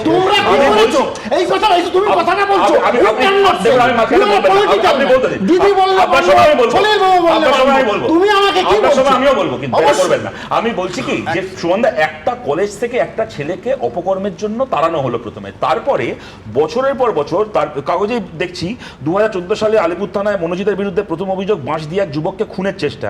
17 সালে ল কলেজের এক ছাত্রকে মারধর, অস্ত্র দিয়ে ভয় দেখানোর অভিযোগ। 18 সালে কালীঘাটে ব্যবসায়ীকে অস্ত্র দেখিয়ে হুমকি, অস্ত্র আইনে মামলা। 22 সালে হরিদেবপুর থানা এলাকায় একটা মহিলা শ্লীলতাহানি একজন মহিলার, মারধরের অভিযুক্ত। কলেজের বিরোধী গোষ্ঠীর ছাত্রকে মারধরের অভিযোগ। 2024 সালে 24 বছরের এক যুবককে মারধর, টালিগঞ্জ থানায় মামলা। অস্ত্র আইন, শ্লীলতাহানির মতো কেসে 1 ঘন্টা কোনো থানায় কাটাতে হয়নি। তারপরে তাকে আবার ফিরিয়ে এনে প্রথমে সেই কলেজের নেতা বানানো হলো, তারপরে সেই কলেজের স্টাফ বানানো হলো। আমি বলছি এরপরে এদের কোনো দোষ নেই, এরা কোনো শাস্তি পাবে না, এদের কোনো বিচার হবে না। না না, করাপশন তো পুলিশের একটা অংশ রয়েছে। আমি তো বলছি না, এই কথাটা বলো না, ওরাও স্বার্থের জন্য বলছেন যে পুলিশের একটা অংশ দুর্নীতিগ্রস্ত আর শাসক দল মানে রাজনীতির পাটটা ধোয়া তুলসী পাতা, তাই বলছেন কি দেবনারায়ণ দা? কোনটা? আমি বলছি আপনি বলছেন পুলিশের একটা অংশ দুর্নীতিগ্রস্ত, অবশ্যই রাজনীতির অংশটা ধোয়া তুলসী পাতা। অবশ্যই দুর্নীতিগ্রস্ত। আমি তো প্রথমে কি বললাম, একটা অংশ রাজনীতিতে দুর্নীতিগ্রস্ত। হ্যাঁ, কিন্তু আমি বলছি 10টা ফৌজদারি মামলায় অভিযুক্ত একজন কলেজের অস্থায়ী চাকরিটা পাবে কেন, আরেকটা যোগ্য ছেলে কেন পাবে না? তো বললাম একটা দুর্নীতি, একটা অংশ দুর্নীতিগ্রস্ত, রাজনীতি তো আজকে এই মামলা কোর্টে উঠেছিল, কোর্টে না, আর প্রশ্ন উত্তর শেষ। এরপর আমি শটান এরপর দেখাবো আজকে কোর্টে কি হলো। অভিযোগকারিনীর বয়ানের সঙ্গে পারিপার্শ্বিক তথ্য প্রমাণ হুবহু মিলে যাচ্ছে। ঘটনাক্রম থেকে বোঝা যাচ্ছে অভিযুক্তরা কতটা বেপরোয়া ছিল। এই সওয়ালে ভর করে মনোজিৎ মিশ্র সহ কসবা গণধর্ষণ কাণ্ডে মঙ্গলবার ধৃত 4 জনকে ফের পুলিশ হেফাজতে পাঠানোর পক্ষে সওয়াল করেন সরকারি আইনজীবী। তিনি এদিন আদালতে বলেন, অভিযোগকারিনীর যে বয়ান তার সঙ্গে ইলেকট্রনিক এভিডেন্স অর্থাৎ সিসি ক্যামেরার ফুটেজ, মোবাইলের ভিডিও মিলে যাচ্ছে। অভিযুক্তদের ফের ঘটনাস্থলে নিয়ে যেতে হবে। পারিপার্শ্বিক তথ্য প্রমাণ আরও খতিয়ে দেখার প্রয়োজন রয়েছে। পাশাপাশি অপরাধের বিভৎসতা বোঝাতে সরকারি আইনজীবী আদালতে বলেন, অভিযোগকারিনী জানিয়েছেন প্রথমে তাঁর উপর এক দফা নির্যাতন চালানো হয়। তিনি অসুস্থ হয়ে পড়লে ইনহেলার কিনে তাকে দিয়ে সুস্থ করে ফের যৌন নির্যাতন চালানো হয়। এর থেকেই বোঝা যাচ্ছে অভিযুক্তরা কতটা বেপরোয়া ছিল। ইতিমধ্যে সেই ইনহেলারের বিলও এবিপি আনন্দর হাতে এসেছে। সোমবারই তা দেখিয়েছি আমরা। এবার আদালতেও সেই প্রসঙ্গ তুললেন সরকারি আইনজীবী। যে অসুস্থ নির্যাতিতরা যখন শ্বাস নিতে পারছে না, তখন তাকে ইনহেলার দিয়ে সুস্থ করা হচ্ছে এই উদ্দেশ্যে যে সাবসিকুয়েন্টলি তাকে আরো বেশি অত্যাচার আমি করতে পারবো, যেটা ফ্যাক্ট, এটাই বলেছি। ধৃত তৃণমূল কর্মী মনোজিৎ মিশ্রের আইনজীবী জামিনের আবেদন করেননি, তবে তিনি আদালতে বলেন এটা একটা ষড়যন্ত্র, তবে আমরা তদন্তে সহযোগিতা করতে চাই। যা যা অভিযোগে লেখা ছিল সেগুলো সব পুলিশের যা তথ্য প্রমাণ যা পাওয়া গেছে এখনো পর্যন্ত সিসিটিভি ফুটেজের সাথে মিলছে। ইনহেলার আনতে বলেছিল, সেই টাইমও একেবারে সিসিটিভি ফুটেজের সাথে মিলে যাচ্ছে। যেইটা আপনাদের সঙ্গে কিছুটা মিলতে পারে পুলিশ প্রসিকিউশন থেকে সেটা বলছে, কিন্তু যেইটা মনোজিতের ফেভারে যেতে পারে সেটা প্রসিকিউশন আনছে না। সব পক্ষে সওয়াল জবাব শুনে ধৃত মনোজিৎ মিশ্র, প্রমিত মুখোপাধ্যায়, জেব আহমেদকে 8ই জুলাই অবধি এবং কলেজের নিরাপত্তারক্ষী পিনাকি বন্দ্যোপাধ্যায়কে 4 জুলাই অবধি পুলিশ হেফাজতে পাঠানোর নির্দেশ দেন বিচারক। মঙ্গলবার ধৃত 4 জনকে আদালতে পেশ করার আগে তাঁদের দৃষ্টান্তমূলক শাস্তির দাবিতে আলিপুর আদালত চত্বরে বিক্ষোভ দেখায় আইনজীবীদের সংগঠন অল ইন্ডিয়া লয়ার্স ইউনিয়ন। অভিযুক্তদের তরফে যাতে আলিপুর আদালতে কোনো আইনজীবী সওয়াল না করেন তার জন্য 2টি বার কাউন্সিলের কাছে লিখিত আবেদন জানায় বিজেপির লিগ্যাল সেল। যিনি অভিযুক্ত তিনি আমাদের উকিল সমাজের একজন, কিন্তু আমাদের সমাজে এরকম একজন রেপিস্ট থাকবে, আর একজন ছাত্রী যিনি পড়তে গেছেন, যিনি আগামী দিনে কোর্টে আসবেন, যিনি মানুষের পাশে দাঁড়াবেন, তাকে রেপ করলো। সুতরাং তাই জন্য আমরা চাই এই রেপিস্টের হয়ে কেউ যেন জামিনের আবেদন না করে। আলিপুর আদালতের পুলিশ লকআপের সামনেও বিক্ষোভ দেখান কয়েকজন মহিলা। এই প্রেক্ষাপটে ধৃত 4 জনকে সশরীরে আদালতে পেশ করা হয়নি, আলিপুর থানা থেকে ভার্চুয়ালি পেশ করা হয়। সূত্রের খবর, কসবার এই গণধর্ষণ কাণ্ডে পুলিশের স্ক্যানারে রয়েছেন আইন কলেজের 16 জন পড়ুয়া। সিসি ক্যামেরার ফুটেজ দেখে ওই পড়ুয়াদের চিহ্নিত করা হয়। তাঁদের সম্পর্কে কলেজ কর্তৃপক্ষের কাছে তথ্য চাওয়া হয়েছিল। ওই 16 জন পড়ুয়াকে নোটিশ পাঠানো হয়েছে। যেহেতু কেস খুবই সেন্সিটিভ আছে, we would not like to, আমরা খুব ডিটেলস আমরা কিছু দিতে চাইছি না। আমি এটাই বলবো, দ্রুত করে এফআইআর করা হয়েছিল, অনেক এভিডেন্স আমরা কালেক্ট করেছি, সেইগুলো অ্যানালিসিস হচ্ছে। পুলিশ সূত্রে খবর, মনোজিতের কল ডিটেলস দেখে তদন্তকারীরা জানতে পেরেছেন ঘটনার রাত থেকে পরের দিন গ্রেফতার হওয়ার আগে পর্যন্ত কার কার সঙ্গে ফোনে কথা হয়েছিল। পার্থপ্রতিম ঘোষ, ব্রতদীপ ভট্টাচার্য, সত্যজিৎ বৈদ্যর রিপোর্ট, এবিপি আনন্দ। আমার পরের বক্তা সুদীপ্ত দাশগুপ্তর কাছে আসবো। সুদীপ্ত, এর পরের প্রতিবেদন আমি আজকে কলকাতা হাইকোর্টে এজলাসে 3টে এজলাসে যা হলো নিয়োগ দুর্নীতি নিয়ে, তা নিয়ে বলবো, কিন্তু তার আগে তোমার কাছে জানতে চাইবো, এই যে মনোজিৎ মিশ্রের নিয়োগ নিয়ে এত কথা হচ্ছে, ধরো কলেজে 1টা বা 2টো বা 3টে অস্থায়ী পদের একটা প্রভিশন হলো, এবার গভর্নিং বডি একজনকে সুপারিশ করলো, সে একটা পদ পেয়ে গেল, মানে এছাড়া কি কোনো বিজ্ঞাপন দেয়া কোনো এর কোনো ব্যাপার থাকে না? কিভাবে এই নিয়োগগুলো হয়? অস্থায়ী পদ মানে যাকে খুশি আমি ঢুকিয়ে দেবো? দেখুন, প্রথমেই বলি, সাউথ ক্যালকাটা ল কলেজ কিন্তু একটা গভর্নমেন্ট এডেড কলেজ, এটা কোনো প্রাইভেট কলেজ না। ইভেন প্রাইভেট কলেজেও দেখবেন যখন কোনো নিয়োগ হয় একটা বিজ্ঞপ্তি বেরোয়, যারা ওই বিজ্ঞপ্তি অনুযায়ী এলিজেবল তারা গিয়ে আবেদন করে। এটা একটা সরকারি মদতপুষ্ট কলেজ, গভর্নমেন্ট এডেড কলেজ। এইখানে যে কোনো এমপ্লয়, এটা তো কোনো কারুর টাকা না, এই যে একজন কন্ট্রাকচুয়ালকে রাখছে, সেটা 1 দিনের জন্য রাখুক কি 30 দিনের জন্য রাখুক কি 45 দিনের জন্য রাখুক, এর জন্য একটা বিজ্ঞপ্তি দিতে হবে, যাতে করে যারা যারা ওই পদের জন্য যোগ্য সবাই আবেদন করতে পারবে, এবং সেই আবেদনের ভিত্তিতে যোগ্যতার নিরিখে কাউকে একজনকে চাকরি দেওয়া হবে। এই যে আমরা বলছি না নিয়োগ দুর্নীতি, এইটাও কিন্তু একটা নিয়োগ দুর্নীতি, যে আমি কলেজে কলেজে স্কুলে স্কুলে যে তৃণমূল করছে তাকে ডেকে এনে, সব তৃণমূল না, ফেভারিট তৃণমূলকে ডেকে এনে আমি কলেজে বসিয়ে দিয়ে, এটা কিন্তু পাবলিকের টাকা থেকে তাকে মাইনে দেওয়া হচ্ছে, যদিও এটা একটা সরকারি স্কুল। এর বিজ্ঞপ্তি হলো না কেন? এতেই বোঝা যাচ্ছে যে উনি কত বড় একজন ইনফ্লুয়েন্সিয়াল পার্সন না হলে দিনের পর দিন এইরমভাবে এক্সটেনশনও হয়ে যাচ্ছে, এবং কেউ কোথাও একটা অভিযোগও করছে না। আজকে একটা সরকারি কলেজে আমি একজনকে নিয়োগ করছি কন্ট্রাকচুয়াল, যদিও সরকারি বিজ্ঞপ্তি আছে, আপনাকে আমি দেখিয়ে দেব যে কোনো 2010 সালের পরে কোনো স্তরে কোনো কন্ট্রাকচুয়াল নিয়োগ করা যাবে না।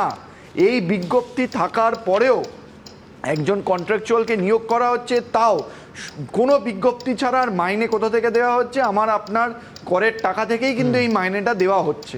শুধু তো আমি বাড়তি সময় দেবো, তোমায় একবার থামালাম তার কারণ দর্শকদের আমি একটা নোটিশ দেখাতে চাই।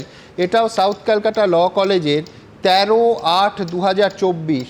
সেখানে আমি জানি না এটা 45 দিন অন্তর যার কন্ট্রাক্ট রিনিউ হয় দিনে 500 টাকা পায়, তার নামে নোটিশ পড়ছে যে সমস্ত সেমেস্টারের যারা স্টুডেন্ট আছে তারা যদি কোনো কোয়ারি থাকে সেটা স্টুডেন্টস ডিল কে করছে। 1 নম্বর নামটা, আমি 2 নম্বর নামটা ইচ্ছে করেই ডাকছি, মিস্টার মনোজিৎ মিশ্র, অফিস স্টাফ, এবং তার ফোন নাম্বার দিয়ে। আমি খুব পরিষ্কার জিজ্ঞেস করছি যে কোনো শিক্ষক বা অধ্যক্ষ বা ভাইস প্রিন্সিপাল না থাকলে ভাইস প্রিন্সিপাল, তারা তো ছাত্রছাত্রীদের কোয়ারির জবাব দেবে। আমি একজন নোটিশ বোর্ডে করে দিচ্ছি যে সমস্ত কোয়ারি আমি মনোজিৎ মিশ্র, তার মোবাইল নাম্বার, তার কাছ থেকে জানতে হবে। দেখুন, আমরা যখন কলেজে পড়েছি আমাদের কাছে একটা নোটিশ থাকতো যে কলেজের মাইনে সংক্রান্ত ওই জাতীয় কোনো অসুবিধা হলে আপনারা কি অফিসে কথা বলবেন, আর এর বাইরে পরীক্ষা রিলেটেড, পড়াশোনা রিলেটেড সমস্ত নয় আপনার ডিপার্টমেন্টের হেড অফ দ্য ডিপার্টমেন্ট বা কলেজের প্রিন্সিপাল। এই ক্ষেত্রে এই যে সেমিস্টার কিভাবে হবে বা সেমিস্টার কোনো প্রবলেম, আমি একজন ছাত্র বা একজন কলেজের অফিস স্টাফকে কেন জিজ্ঞেস করব? কেন আমি আমার ভাইস প্রিন্সিপাল বা আমার সাবজেক্টের যে ডিপার্টমেন্টাল হেড বা অন্য কোনো শিক্ষক তাকে কেন জিজ্ঞেস করব না? এই যে সেমিস্টারে জিজ্ঞেস করার আরেকটা বড় দুর্নীতি আপনি বলবেন যে আমি কোশ্চেনটা পরীক্ষার আগে কিভাবে পাবো, মনোজিৎকে জিজ্ঞেস করলে মনোজিৎ উত্তরটা দেবে। আমি পিকনিকে গেলে যোগাযোগ করতে হবে 1 নম্বর মনোজিতের সঙ্গে, আমি পরীক্ষা সংক্রান্ত তথ্য দরকার হলে 1 নম্বর মনোজিতের সঙ্গে। এখানে আমি আরেকটা কথা বলবো সুমনদা, এই যে কলেজ থেকে ধরুন পিকনিকে নিয়ে যাচ্ছে, দায়িত্ব কার? আজকে ওখানে গিয়ে ধরুন কোনো ছেলে বা মেয়ের কোনো একটা কিছু হলো, দায়িত্ব তো কলেজের। আজকে কলেজ যদি দায়িত্ব নেয়, দায়িত্ব দেওয়া উচিত কাকে? যে একজন পার্মানেন্ট স্টাফ যার রেসপন্সিবিলিটি কলেজ নিতে পারবে। আজকে এই মনোজিৎকে দায়িত্ব দিচ্ছে, মনোজিতের স্ট্যাটাস কি? একটা ধরুন উনি 45 ডে অবধি কাজ করবেন, 46 ডেতে যদি পিকনিকে যায় উনি কলেজের স্টাফ না? হয়তো এক্সটেনশন করে দেবে, কিন্তু সেই ঘটনা হলে কলেজের কোন শিক্ষক বলবে যে আমি রেসপন্সিবল? আরেকটা বিষয় আপনাকে আমি বলছি, এই যে দেখুন মনোজিৎ মিশ্র, এটা সাউথ ক্যালকাটা ল কলেজ, হয়তো অনেকেই জানেন এটা একটা মর্নিং কলেজ। কলেজ শেষ হয়ে যাওয়ার পর সন্ধ্যে 7টায় একজন অস্থায়ী কর্মচারী কি করে কলেজের মধ্যে থাকছে কর্তৃপক্ষর পারমিশন ছাড়া? আর যদি কর্তৃপক্ষ পারমিশন দেয়, উনি কে এমন যে এর পরেও উনি এই কলেজে থেকে যাচ্ছেন একজন অস্থায়ী স্টাফ হয়ে কোনো পারমিশন ছাড়া? তাতেই বোঝা যাচ্ছে যে কলেজ কর্তৃপক্ষ এখানে কতটাভাবে ইনভলভড। আর আপনার প্রতিবেদনে আমি প্রথমেই দেখলাম যে আরটিআই করা হয়েছিল, গভর্নিং বডি ডিসিশন নিয়ে বলেছে না আরটিআইয়ের উত্তর দেওয়া যাবে না। রাইট টু ইনফরমেশন অ্যাক্ট বলছে দিতে হবে, এর জন্য আবার গভর্নিং বডির পারমিশন নিতে হবে, কারণ ইনফরমেশনটা ছিল মনোজিতের এগেনস্টে। তাহলেই বুঝতে পারছেন যে এখন সবাই গা ডাকছে যে না মনোজিৎ মিশ্রকে আমি চিনি না, মনোজিৎ মিশ্রকে জানি না, উনি কতটা ইনফ্লুয়েন্সিয়াল। আপনি যদি ঘটনাক্রম দেখেন বুঝে যাবেন কতটা। একদম সুদীপ্ত, তোমার আগের প্রশ্নের জবাব আমার কাছে আছে। কালকে যারা এই অনুষ্ঠান দেখেছেন তারা জানেন আমি দেখিয়েছি যে 1:30টার সময়, অর্থাৎ কলেজ শেষ হওয়ার পর সবাইকে কলেজ প্রেমিসেস ছাড়তে হবে। এই সিদ্ধান্ত যখন কর্তৃপক্ষের তরফে নেওয়া হয়, নোটিশ জারি হয়, তার বিরুদ্ধে প্রায় হিংস্র আন্দোলনে নেমেছিল এই মনোজিৎ মিশ্র। সেটা কভার হয়েছিল এবং এমন পর্যায়ে পৌঁছয় যে এবিপি আনন্দর টিম গিয়ে কভার করে। কালকে সেই বিষয়ে মনোজিৎ মিশ্র কি বলেছিল সেই ইন্টারভিউ দেখিয়েছি। আমি বলছি আমার দুটো জিনিস বলার, একটা হলো যে দেখুন মাথা যদি ঠিক না থাকে না, আপনি পলিসিগত চেঞ্জ না নেন, তাহলে এই মনোজিৎ যে সারা রাজ্য জুড়ে আছে মনোজিৎ মডেল, এটার থেকে আপনার মুক্তি নেই, আপনি চাইছেন না অ্যাকচুয়ালি। কেন বলছি, শিক্ষামন্ত্রীকে আপনার সাংবাদিক প্রশ্ন করেছে যে তাহলে কি তৃণমূলের শিক্ষকরাই শুধু ঢুকবে? হ্যাঁ, তৃণমূলের শিক্ষকরাই ঢুকবে। মানে এই যে কথাটা বলা, মানে তৃণমূলই ঢুকবে, মানে প্রশ্নটা হচ্ছে যে তার মানে কি দলীয়করণটাকে আপনি বলছেন কমফোর্ট জোন? এবং আপনি দেখেছেন একজন প্রিন্সিপাল বলছিলেন যে হ্যাঁ, শাসক দলের তরফ থেকে যদি কাউকে নিয়োগ করা হয় অস্থায়ীভাবে, তাদেরকে নিয়ে কাজ করতে সুবিধে। ফলে তার কারণটা হলো যে আধিপত্যটা হয় এবং রাজনীতির নিয়ন্ত্রণটা মানে ধরে রাখা যায় ওকে দিয়ে। আধিপত্য হলো, আপনার মনে থাকতে পারে যে অনুব্রত মণ্ডলের জেলে যাওয়ার পরে একাধিক তৃণমূলের নেতারা কিভাবে অনুব্রতর দ্বারা অত্যাচারিত হয়েছে, এমনকি তাদেরকে জেলে পাঠানো হয়েছে। তো এত সব জানার পরে তো মমতা বন্দ্যোপাধ্যায় অনুব্রতর বিরুদ্ধে ব্যবস্থা নেয়নি। মানে সভাপতি পদে রেখেছিল, এখন কোঅর্ডিনেটর পদে রেখেছে। বেশ, দলের ইয়ে হলো। আমি দিদির কাছে যাবো। এর পাশাপাশি একটা কর্তৃপক্ষের দিকে কিন্তু আমি বলছি দায় এড়ানোর বিষয় থাকে, তার কারণ আমি একজন অস্থায়ী কর্মী, 45 দিন অন্তর অন্তর যা রিনিউয়াল হয়, যে দিনে 500 টাকা পায়, আমি তার ওপর মানে কলেজের কাজকর্মের দায়িত্বভার, এমনকি ছাত্রছাত্রীদের সেটা পিকনিক হতে পারে, পরীক্ষা হতে পারে, সেই ব্যবস্থাটা করে দিচ্ছি। এতে কোথাও কর্তৃপক্ষের দায় এড়ানো এবং বিপজ্জনক প্রবণতা, এটা স্পষ্ট। অবশ্যই অবশ্যই আপনি নিয়োগ করছেন, অথচ সে যখন এরকম কাজ করছে তার দায়িত্ব তো আপনাকে নিতেই হবে। আমার একটা অন্য ধরনের প্রশ্ন এই মুহূর্তে আসছে, আমি জানতে চাইবো, এমন নয় যে সমীর বাবুরা এখন শাসনকর্তা তাই তাকে বলছি, এখানে যদি বাম থাকতেন বামকেই বলতাম, বিজেপি থাকলে বিজেপিকেও বলতাম। সেটা হচ্ছে যে শাসক প্রায় অর্ধেক শতাংশ মোট লোকসংখ্যার ভোট নিয়ে জয়ী হয়ে আসেন গণতন্ত্রে, তাদেরকে এরকম মনোজিতদের কেন লালন করতে হয়? আমার এই প্রশ্নটা থাকে। আমি উত্তরটা দিচ্ছি আপনাকে। আমি আমার বলার সময় তো বলেছি, আপনি বোধহয় মানে ওটা মিস করে গেছেন, যে সেটা হচ্ছে রাজনৈতিক দল যখন বড় হয় তখন বেনজলও ঢোকে, এবং রাজনৈতিক দলগুলোর, এক মিনিট দাঁড়ান না ভাই, বলতে দিন না, সরকারি যে রাজনৈতিক দল যারা ক্ষমতায় থাকে তাদেরই কাজ কিন্তু বেনজল থেকে যত পারো সেই বেনদের বেছে বার করার চেষ্টা করো। সে প্রক্রিয়াটাও চলছে না তা না। এটা কিন্তু আমি আপনাকে বলছি আজকের ঘটনা নয়, জ্যোতিবাবুকেও বলতে শুনেছি, বুদ্ধবাবুকেও বলতে শুনেছি, মমতা বন্দ্যোপাধ্যায় বারবার বলেছেন, বলেননি তা নয়, কিন্তু অধিকাংশ জায়গায় কেউই পারে না বিশ্বনাথ দা। তখন আপনারা মুখ খোলেন না,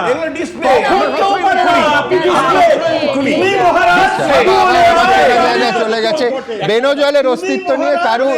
আচ্ছা, বেশ বেশ বেশ বেশ বেশ বেশ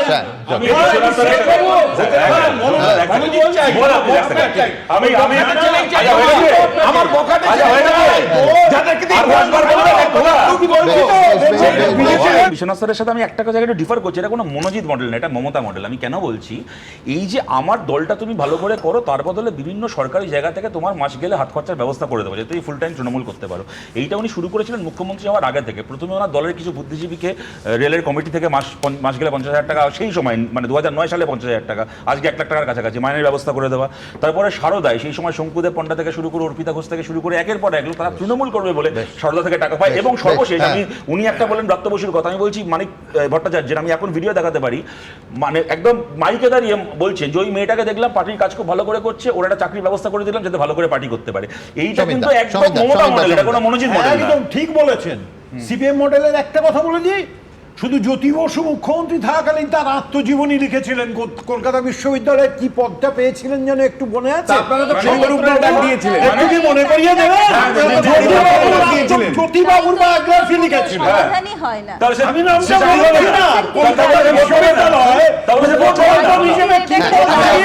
আমি একদম যাব, কিন্তু তার আগে এই ঘটনা গোটা জেলা থেকে সহ সাধারণ মানুষদের এই মুহূর্তে দেখুন, কোনো কন্যা সুরক্ষিত নেই। কন্যা সুরক্ষা মধ্যপ্রদেশে গিয়ে করুন। কসবাকাণ্ডে তোলপাড় গোটা রাজ্য। আইনের পড়ুয়া সাধারণ মানুষ থেকে রাজনৈতিক দল, আগুনের আঁচ সর্বত্র। কলেজ কর্তৃপক্ষের ভূমিকা নিয়ে প্রশ্ন তুলে মঙ্গলবার গড়িয়াহাট পর্যন্ত মিছিলে হাঁটেন সাউথ ক্যালকাটা ল কলেজ সহ কলকাতার অন্যান্য আইন কলেজের ছাত্রছাত্রীরা।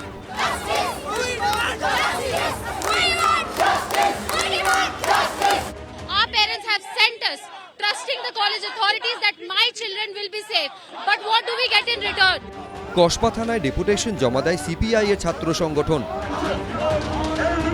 লেডি ডাফরিন কলেজ থেকে লালবাজার পর্যন্ত মিছিল করে কংগ্রেসের শ্রমিক সংগঠন আইএনটিইউসির সেবা দল। এক হাতে গোলাপ আর এক হাতে প্রতীকী বোমা নিয়ে মিছিল করেন তারা। কসবাতে যে রেপ হয়েছে, ওভার রেপ হয়েছে, তার নিয়ে একটা মহিলা মুখ্যমন্ত্রী কোনো সরগোল নেই, একটা স্টেটমেন্ট নেই। আমি শুধু দেখতে চাই তৃণমূল করে, ছাত্র পরিষদ করে, যুব কংগ্রেস করে, এমন মহিলারা মেয়েরা কবে বিদ্রোহ করবে যে আমরা নিজের মান সম্মান বিকিয়ে তৃণমূলের ঝান্ডা বহন করতে পারবো না। পূর্ব মেদিনীপুরের ময়না বাজারে নারী সম্মান যাত্রা করেন শুভেন্দু অধিকারী।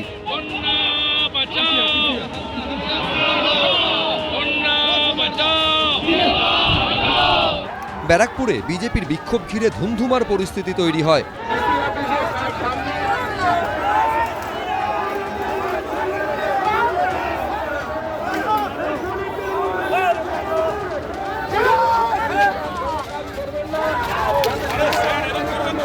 অভিষেক ব্যানার্জির সঙ্গে খাওয়া দাওয়া করার লোক। অভিষেক ব্যানার্জি, বিনয় মিশ্রা আর মনোজিৎ মিশ্রা সব এক প্যাটার্নের লোক।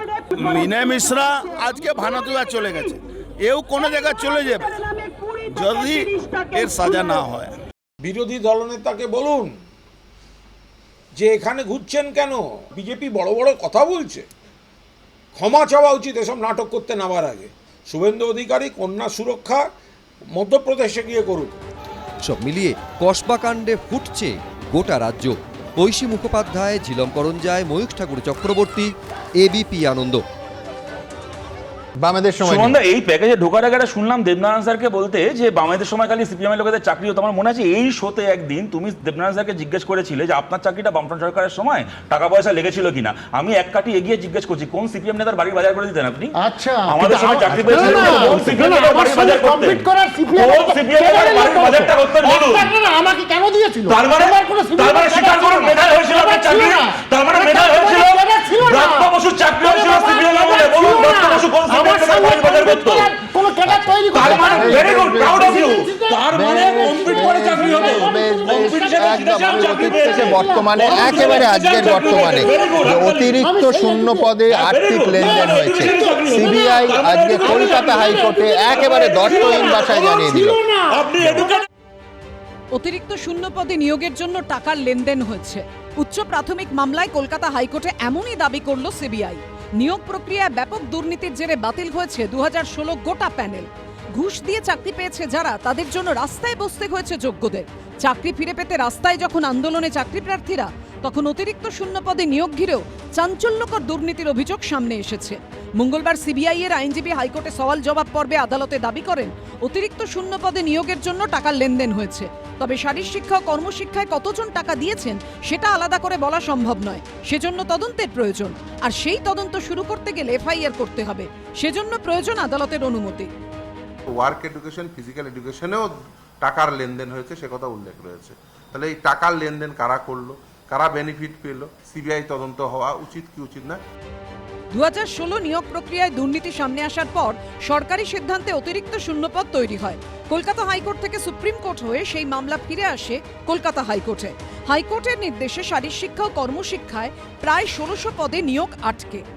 যেভাবে বিচারপতিরা এক একটা দুর্নীতির বিরুদ্ধে সঠিক এবং উপযুক্ত পদক্ষেপ গ্রহণ করতে শুরু করেছে, যা অতীতে কখনো হয়। মুখ্যমন্ত্রী যখন চাকরি দিতে যাচ্ছেন তখন নানাভাবে গিয়ে মামলায় সেগুলোকে জটিলতায় ফেলে দেওয়া হচ্ছে। শুক্রবার এই মামলার ফের শুনানি। অন্যদিকে প্রাথমিকেও 32,000 চাকরি বাতিলের খাঁড়া ঝুলছে।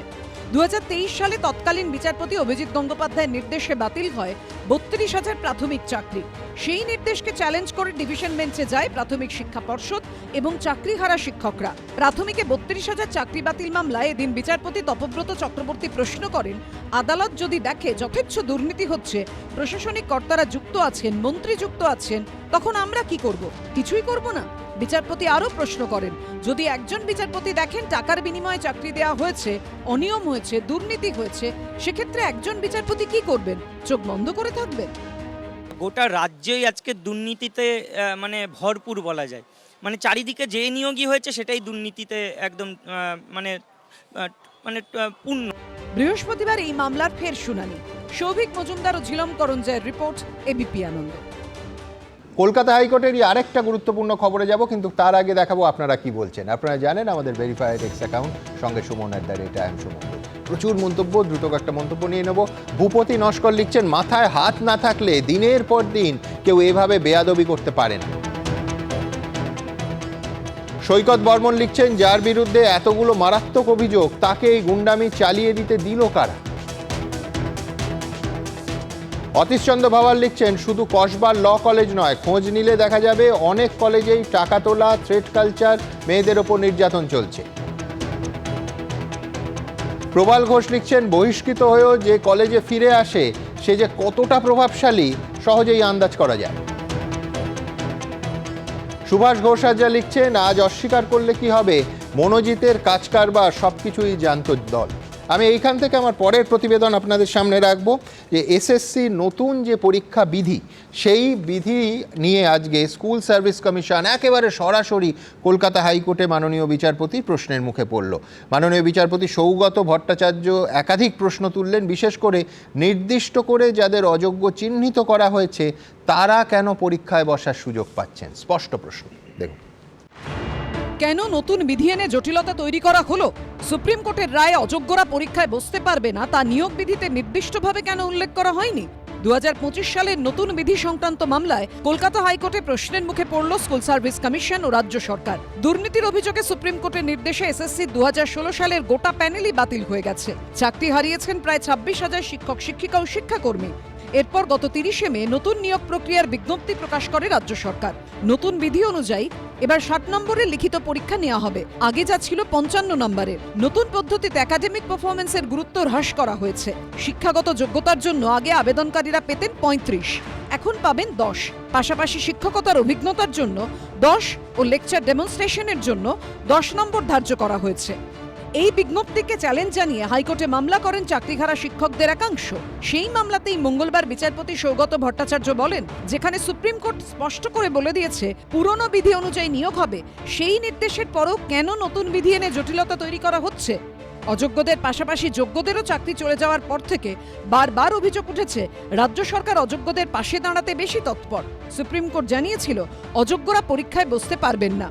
আর এদিন রাজ্য সরকার এবং এসএসসির আইনজীবীদের উদ্দেশ্যে বিচারপতি সৌগত ভট্টাচার্য প্রশ্ন করেন, 30শে মে নিয়োগ বিজ্ঞপ্তিতে নির্দিষ্ট করে চিহ্নিত অযোগ্যদের কেন নতুন নিয়োগ প্রক্রিয়ায় অংশ নিতে স্পষ্ট করে বারণ করা হলো না? 2016 সালের রিক্রুটমেন্ট প্রসেসে সেখানে দুর্নীতি হয়েছিল, তাই 2016 সালের রিক্রুটমেন্ট প্রসেসটা সেটা ক্যান্সেল হয়েছিল। যদি নতুন নোটিফিকেশন দিতে হয় তাহলে কোন রুল অনুযায়ী হওয়া উচিত? খুব স্বাভাবিকভাবেই 2016 রুল অনুযায়ী হওয়া উচিত। নতুন কোনো রুল ফ্রেম করে সেখানে 10 নাম্বার প্রায়র এক্সপিরিয়েন্সের জন্য 10 নম্বর বরাদ্দ করে যারা বঞ্চিত হলো তাদেরকে আবার পুনরায় পিছিয়ে দিয়ে তাদের জন্য সিলেকশন প্রসেস হয়ে যাবে 90 নম্বরের, আর অন্যরা যারা এই বেনিফিট নিয়ে চাকরি করলো তাদের প্রসেসটা হয়ে যাবে 100 নম্বরে। এটা কখনোই হতে পারে না। আগামী সোমবারের মধ্যে রাজ্য সরকার এবং স্কুল সার্ভিস কমিশনকে জবাব দিতে নির্দেশ দিয়েছেন বিচারপতি সৌগত ভট্টাচার্য। উনি নিজের মতো করে সাজিয়েছেন, তাই পরিণতি এটা হচ্ছে। ডেজ আর নাম্বার 8 মাস পরে উনার নামের পাশে যেমন কম্পার্টমেন্টাল চিফ মিনিস্টার লেখা আছে, এবারে এক্স চিফ মিনিস্টার লেখা হবে। উনাকে এক্স করব আর উনার ভাইপোকে গ্যারেজ করব। যখনই জট খোলার চেষ্টা হয় এই শিক্ষক চাকরি এসব ব্যাপারে, তখনই কেউ না কেউ কোনো না কোনোভাবে মামলায় চলে যান। তো সেরকম কেউ গেছেন। দেখবেন যখনই চাকরির জট খুলতে যাচ্ছে সরকার, মুখ্যমন্ত্রী যখন চাকরি দিতে যাচ্ছেন, তখন নানাভাবে গিয়ে মামলায় সেগুলোকে জটিলতায় ফেলে দেওয়া হচ্ছে। আবার ইন্টারেস্টিং হচ্ছে, সিপিএমের যে আইনজীবী যারা কর্মপ্রার্থীদের হয়ে তাদের মঞ্চে গিয়ে বড় বড় কথা বলে চাকরি চাই, এরা চাকরি পেলে তারাই আবার চাকরি দেয়া যাবে না বলে তাদের বিরুদ্ধে মামলা করে। 26,000 চাকরি বাতিলের পর 2025-এর নিয়োগ বিধিতে একাধিক পরিবর্তন এনেছে এসএসসি। নতুন বিধির বিরুদ্ধে হাইকোর্টে মামলা করেছেন 2016 সালের এসএসসির ওয়েটিং লিস্টে থাকা চাকরি প্রার্থীদের একাংশ। এই আবহেই বৃহস্পতিবার নবান্ন অভিযানের ডাক দিল চাকরিহারা শিক্ষাকর্মীদের একাংশ। তাদের দাবি, স্কুল সার্ভিস কমিশনের চেয়ারম্যান সিদ্ধার্থ মজুমদারের সঙ্গে বারবার আলোচনা করলেও ফলপ্রসূ হয়নি। যোগ্য শিক্ষাকর্মীদের তালিকা প্রকাশের দাবিতে এবার তাই নবান্ন আন্দোলনের ডাক চাকরিহারা শিক্ষাকর্মীদের। সৌভিক মজুমদার, আশাবুল হোসেন ও দীপক ঘোষের রিপোর্ট, এবিপি আনন্দ। চেয়ে দেখি ঠোকাঠুকি বর্গা করিতে, রবীন্দ্রনাথ লিখেছিলেন। তবে বীরভূমে বর্গা করিতে নয়, কেষ্ট আর কাজলের ঠোকাঠুকি লেগেই থাকে। অনুব্রত মণ্ডলের ভাইরাল হওয়া অডিও বাণীতে তার কিছুটা আঁচ পাওয়া গেছিল। এ নিয়ে জেলার পুলিশ সুপারকে তলব করেছিল জাতীয় মহিলা কমিশন। তবে এসপি যাননি, হুল উৎসব নিয়ে খুব ব্যস্ত আছেন বলে জানিয়েছেন। আবার গত মাসের 14 তারিখ অনুব্রত মণ্ডল আর কাজল শেখকে নিয়ে আলাদাভাবে বৈঠক করেন ফিরহাদ হাকিম, সুব্রত বক্সী, অরূপ বিশ্বাসরা। স্পষ্ট বলে দেওয়া হয়েছে, ক্ষোভ বিক্ষোভ ভাই দলের ভেতরে জানাও, বাইরে মুখ খোলা যাবে না। আমরা এই ঠোকাঠুকি নিয়ে অ্যানিমেশনে একটু রসিকতা করলাম বলে আবার কেস ঠুকে দেবেন না প্লিজ। দেখুন, কেস দেবেন না প্লিজ।